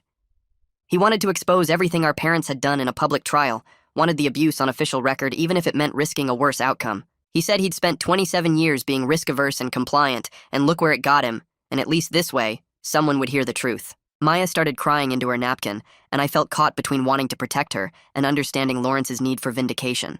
Our different approaches to survival were creating fractures between us, and I realized we might not all make it through this as a united front. I walked out of that diner knowing what I had to do. The warehouse job barely covered my rent, and the court fees were piling up. I couldn't risk a trial that might end with jail time. Maya called me that night and said she was taking the deal too. She couldn't handle the idea of testifying in open court, having to explain the baby voice and the diapers to strangers. Lawrence sent a group text saying he respected our choices, but he was going to trial no matter what. Vivian warned him 3 separate times that this was risky, that juries were hard to predict, that he might end up with worse consequences than us. But Lawrence kept saying he'd spent 27 years being careful, and it got him nowhere. He wanted the truth on public record even if it cost him. The plea hearing happened on a gray Tuesday morning in a courtroom that smelled like old wood and stress. Maya and I stood before the judge while Vivian explained the terms of our no-contest pleas. I had to say out loud that I understood I was pleading to disturbing the peace, that I'd complete anger management classes and 100 hours of community service, that I'd maintain the no-contact order with my parents for at least a year. My parents sat 3 rows back and I could feel their eyes on me the whole time. When I glanced over my shoulder, Mom was actually smiling. Dad looked smug, like this was exactly what he wanted. The judge asked if I understood the consequences, and I said yes, even though my throat felt tight. She outlined the conditions, the classes, the community service hours, the criminal record I'd now carry. Maya went through the same process, her voice barely above a whisper. We walked out of the courthouse together, and neither of us could figure out if we should feel relieved or defeated. I had avoided jail, but I'd also just admitted fault for defending Maria from a fork attack. 2 weeks later, the formal sentencing hearing hit me harder than expected. The judge read off the financial penalties and my stomach dropped. Court fees, processing fees, administrative costs, program fees. It all added up to almost $2,000. I didn't have $2,000. I barely had $200. The clerk explained I could set up a payment plan, $50 a month until it was paid off, $50 a month for 3 years. The community service hours had to be completed on weekends, which was when I worked my warehouse shifts. I'd have to ask my manager to cut my hours, which meant less money, which meant the payment plan would be even harder. Every part of the system seemed built for people who had savings accounts and flexible jobs and family support. I had none of those things. Maya was in the same situation, trying to figure out how to pay fines while working part-time at a coffee shop. We sat on the courthouse steps after and just stared at the traffic going by. The injunction violation happened fast. A cousin I barely knew, someone named Daryl who lived 2 states away, posted blurred photos in a family group chat. The message said something about how sad it was that kids these days don't respect their elders. Within an hour, 12 relatives had seen the photos. Within 2 hours, Vivian had screenshots of everything. Daryl admitted in the chat that Mom had sent him the photos first, said she wanted family to know what we were really like. It was a clear violation of the court order. Vivian filed a contempt motion the same day. She said this was exactly the kind of mistake she'd been waiting for, proof that my parents thought they were above consequences. The contempt hearing was the first time I saw real fear on my parents' faces. The judge read through the evidence, the screenshots, Daryl's admission, the timestamps proving the chain of distribution. Her face got tight and angry as she flipped through the pages. She asked my parents' attorney to explain how this wasn't a direct violation of her order. He stumbled through some excuse about not understanding the full scope of the injunction. The judge cut him off and said the order was crystal clear. She fined them $5,000 on the spot. Then she leaned forward and said if there was any further distribution, any more violations, she'd hold them in contempt and they'd face jail time. My parents looked stunned. Dad's face went red and Mom's mouth opened, but no sound came out. For the first time since this whole thing started, they looked scared instead of confident. I felt something close to satisfaction watching them realize they couldn't just do whatever they wanted. Gus at the bank spent 3 hours helping me untangle my finances. We went through every account, every automatic payment, every connection to my parents. The power of attorney was still active on some old savings accounts I'd opened as a teenager, but we managed to reroute my paycheck and my main checking to accounts they couldn't access. Gus explained it wasn't perfect. There were still some weak spots where they technically had legal access, but at least my income was flowing somewhere safe now. He helped me set up alerts so I'd know immediately if anyone tried to access my accounts. I left the bank feeling like I'd taken back a small piece of control. It wasn't complete independence, but it was a start. The financial aid office called me in for a meeting about my dependency override appeal. The counselor pulled up my file and explained they were granting partial approval. They couldn't cover everything without my parents' tax information, but they could offer some emergency aid and work-study positions. The amount wasn't enough to cover spring tuition completely. I'd still be short about $1,500. Combined with my warehouse job, if I picked up extra shifts and cut every possible expense, I might be able to make it work. The counselor gave me a list of work-study jobs and said to apply fast because they filled up quick. I walked out with a folder full of forms and a tight feeling in my chest that was half hope and half panic. Therapy with Miriam became the one steady thing in my week. Every Thursday at 4, I sat in her office and we worked through the mess in my head. She taught me how to spot when my anxiety was spiking, how to recognize when my parents' conditioning was influencing my choices. We practiced safety planning, what to do if they showed up at my work or apartment. She helped me see patterns I'd been living with for so long I thought they were normal. Like how I'd automatically defer to authority figures because I'd been trained to obey without question. Or how I'd minimize my own needs because asking for things had always been punished. Some weeks I felt like I was making progress. Other weeks I felt like I was sliding backward, falling into old patterns of thinking I deserved what happened. But Miriam kept saying recovery wasn't a straight line, and having someone who actually understood coercive control made me feel less alone. Lawrence's trial stretched over 3 days, and I sat in the gallery for all of it. The DA presented the physical evidence, the hospital records, the photos of Dad's injuries. Vivian put Maria on the stand, and she described what she saw that night. Mom lunging with the fork, Lawrence in the high chair. The jury looked uncomfortable when they saw the photos of us in diapers. A few of them were crying by the time Miriam testified about coercive control and financial abuse. But the judge had limited what evidence could be presented about the years of infantilization. He said the trial was about the Thanksgiving incident, not our whole childhood. On the third day, the jury came back with a split verdict. They dismissed one count entirely, but they found Lawrence guilty of battery for slapping Dad. The judge gave him probation and community service, no jail time. Lawrence stood there with his jaw tight, and I could see he was both relieved and bitter. After, he said it was worth it just to have everything on public record, to have a jury hear what our parents did, even if they still convicted him. My parents filed a defamation lawsuit 2 weeks after Lawrence's trial. The complaint was vague, claiming we'd damaged their reputation with false statements. It demanded money for emotional distress and harm to their standing in the community. Vivian read it and immediately sent a response threatening to countersue and subpoena all their records, every bank statement, every email, every photo album. She said if they wanted to go to discovery, we'd expose everything they'd ever done. Their attorney withdrew the lawsuit 3 days later without prejudice, which meant they could refile but probably wouldn't. Vivian explained it cost us about $800 in legal fees just to respond to their filing. She said they were getting desperate, making sloppy moves, and that was actually a good sign. It meant they were running out of options. 6 weeks after the lawsuit got dropped, Maria sent me a text asking if we could talk. My hands shook reading it because I'd convinced myself she was gone for good. We met at a coffee shop near her campus, and she looked tired but steady. She said she needed time to process everything and figure out what she could handle. I told her I understood and wouldn't blame her if she walked away completely. She shook her head and said she wanted to try again, but with real boundaries this time. I had to commit to therapy and keep her in the loop about legal stuff without dumping every detail on her. She needed to know I was working on myself and not just surviving crisis to crisis. I agreed immediately because having her back in any capacity felt like oxygen. We sat there for 2 hours talking through what went wrong and what we both needed going forward. It wasn't like before. There was careful distance now, scar tissue in the relationship that might never fully heal. But she was willing to try to. That was more than I deserved. Maya texted me at 2 a.m. 3 days later, and my phone buzzing woke me up on Maria's couch. The message just said she almost called Mom and didn't know what to do. I called her immediately and she was crying, so hard I could barely understand her. She'd had a nightmare about being back in the house and woke up with Mom's lullaby stuck in her head. Her finger was hovering over Mom's contact, and she'd been staring at it for 20 minutes. I talked her through the coping script Miriam had taught us. Name 5 things you can see right now, 4 things you can touch, 3 things you can hear. She went through it twice while I stayed on the line. Her breathing slowly evened out and she said the urge was passing.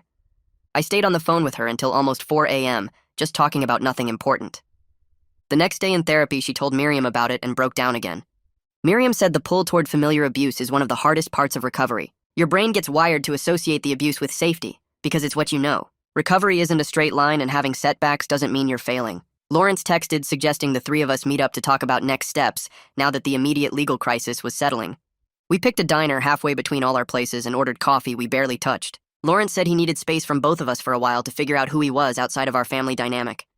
Maya admitted she was struggling just to get through each day and couldn't handle much sibling interaction. I understood because I was barely holding my own life together. We agreed to stay in touch through email for practical stuff like legal updates or financial issues, but no regular hangouts or check-ins for now. It hurt to say out loud that our parents' abuse had fractured us as siblings too. We were all dealing with the trauma differently and needed room to heal separately. Lawrence picked up the check and we hugged in the parking lot. It felt like goodbye even though we'd still be in contact. Walking back to my car, I felt the weight of how much we'd all lost beyond just our parents. I found a room in a shared house through a roommate listing site and moved in with 2 boxes of belongings and a sleeping bag. The room was barely big enough for a twin bed and a small dresser. The house was old with creaky floors and a bathroom shared between 4 people, but the door had a lock that only I had the key to. That first night, I lay in bed staring at the ceiling and feeling the space around me. Nobody could come in without my permission. Nobody could tell me what to wear or how to act or when to sleep. The freedom was huge and terrifying at the same time. I'd never lived alone before, never had a space that was truly mine. The independence felt good, but the isolation pressed down on my chest. I could hear my housemates moving around downstairs, and I felt completely disconnected from normal life. This was what I'd wanted for years, but now that I had it, I didn't know what to do with it. My parents stayed quiet for almost 3 weeks, and I started to relax a little. Then a card showed up in my mailbox with no return address. Inside was a holiday card with a photo of them looking old and sad on the front porch. The message inside said family is forever, and they were praying we'd come home to talk things through. All was forgiven if we just reached out. I held that card and felt the guilt twist in my stomach. They looked so small and hurt in the photo. Part of me wanted to believe they'd actually changed and realized what they'd done.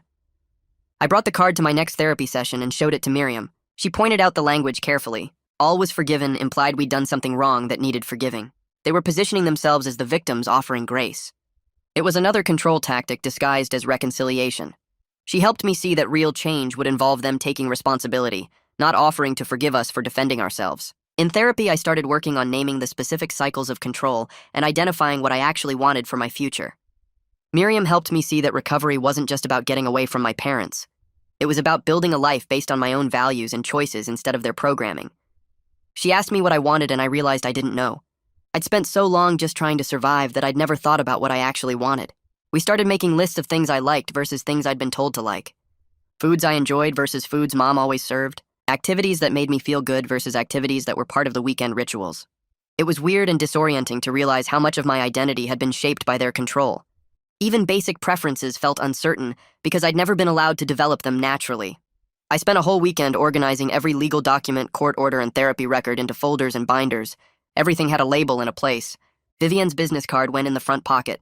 Copies of the no-contact order in a plastic sleeve. Community service completion forms ready to fill out. I sent out job applications to 6 different places that offered better hours and actual benefits. The campus bookstore had let me go after the arrest, so I needed something more stable. I logged into the financial aid portal and started planning next semester with the grants I'd been approved for. These small practical steps felt significant, even though they were boring. I was building a foundation piece by piece, a file system, a job search, a plan for school. things that normal people did without thinking about it but felt huge to me. Walking past a baby store window one afternoon triggered a wave of nausea so strong I had to stop and lean against a parking meter. The display had cribs and high chairs and changing tables.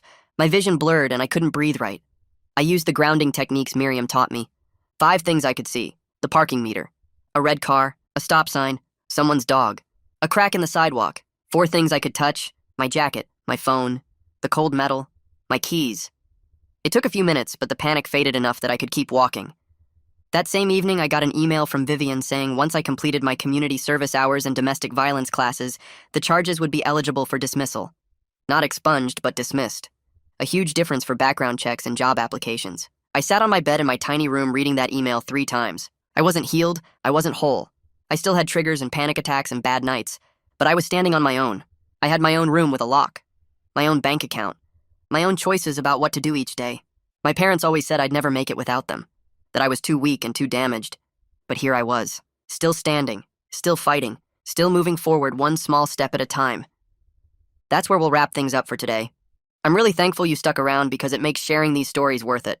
I hope this one made you smile or at least brightened your day a little. Subscribe so we can share more moments like this together.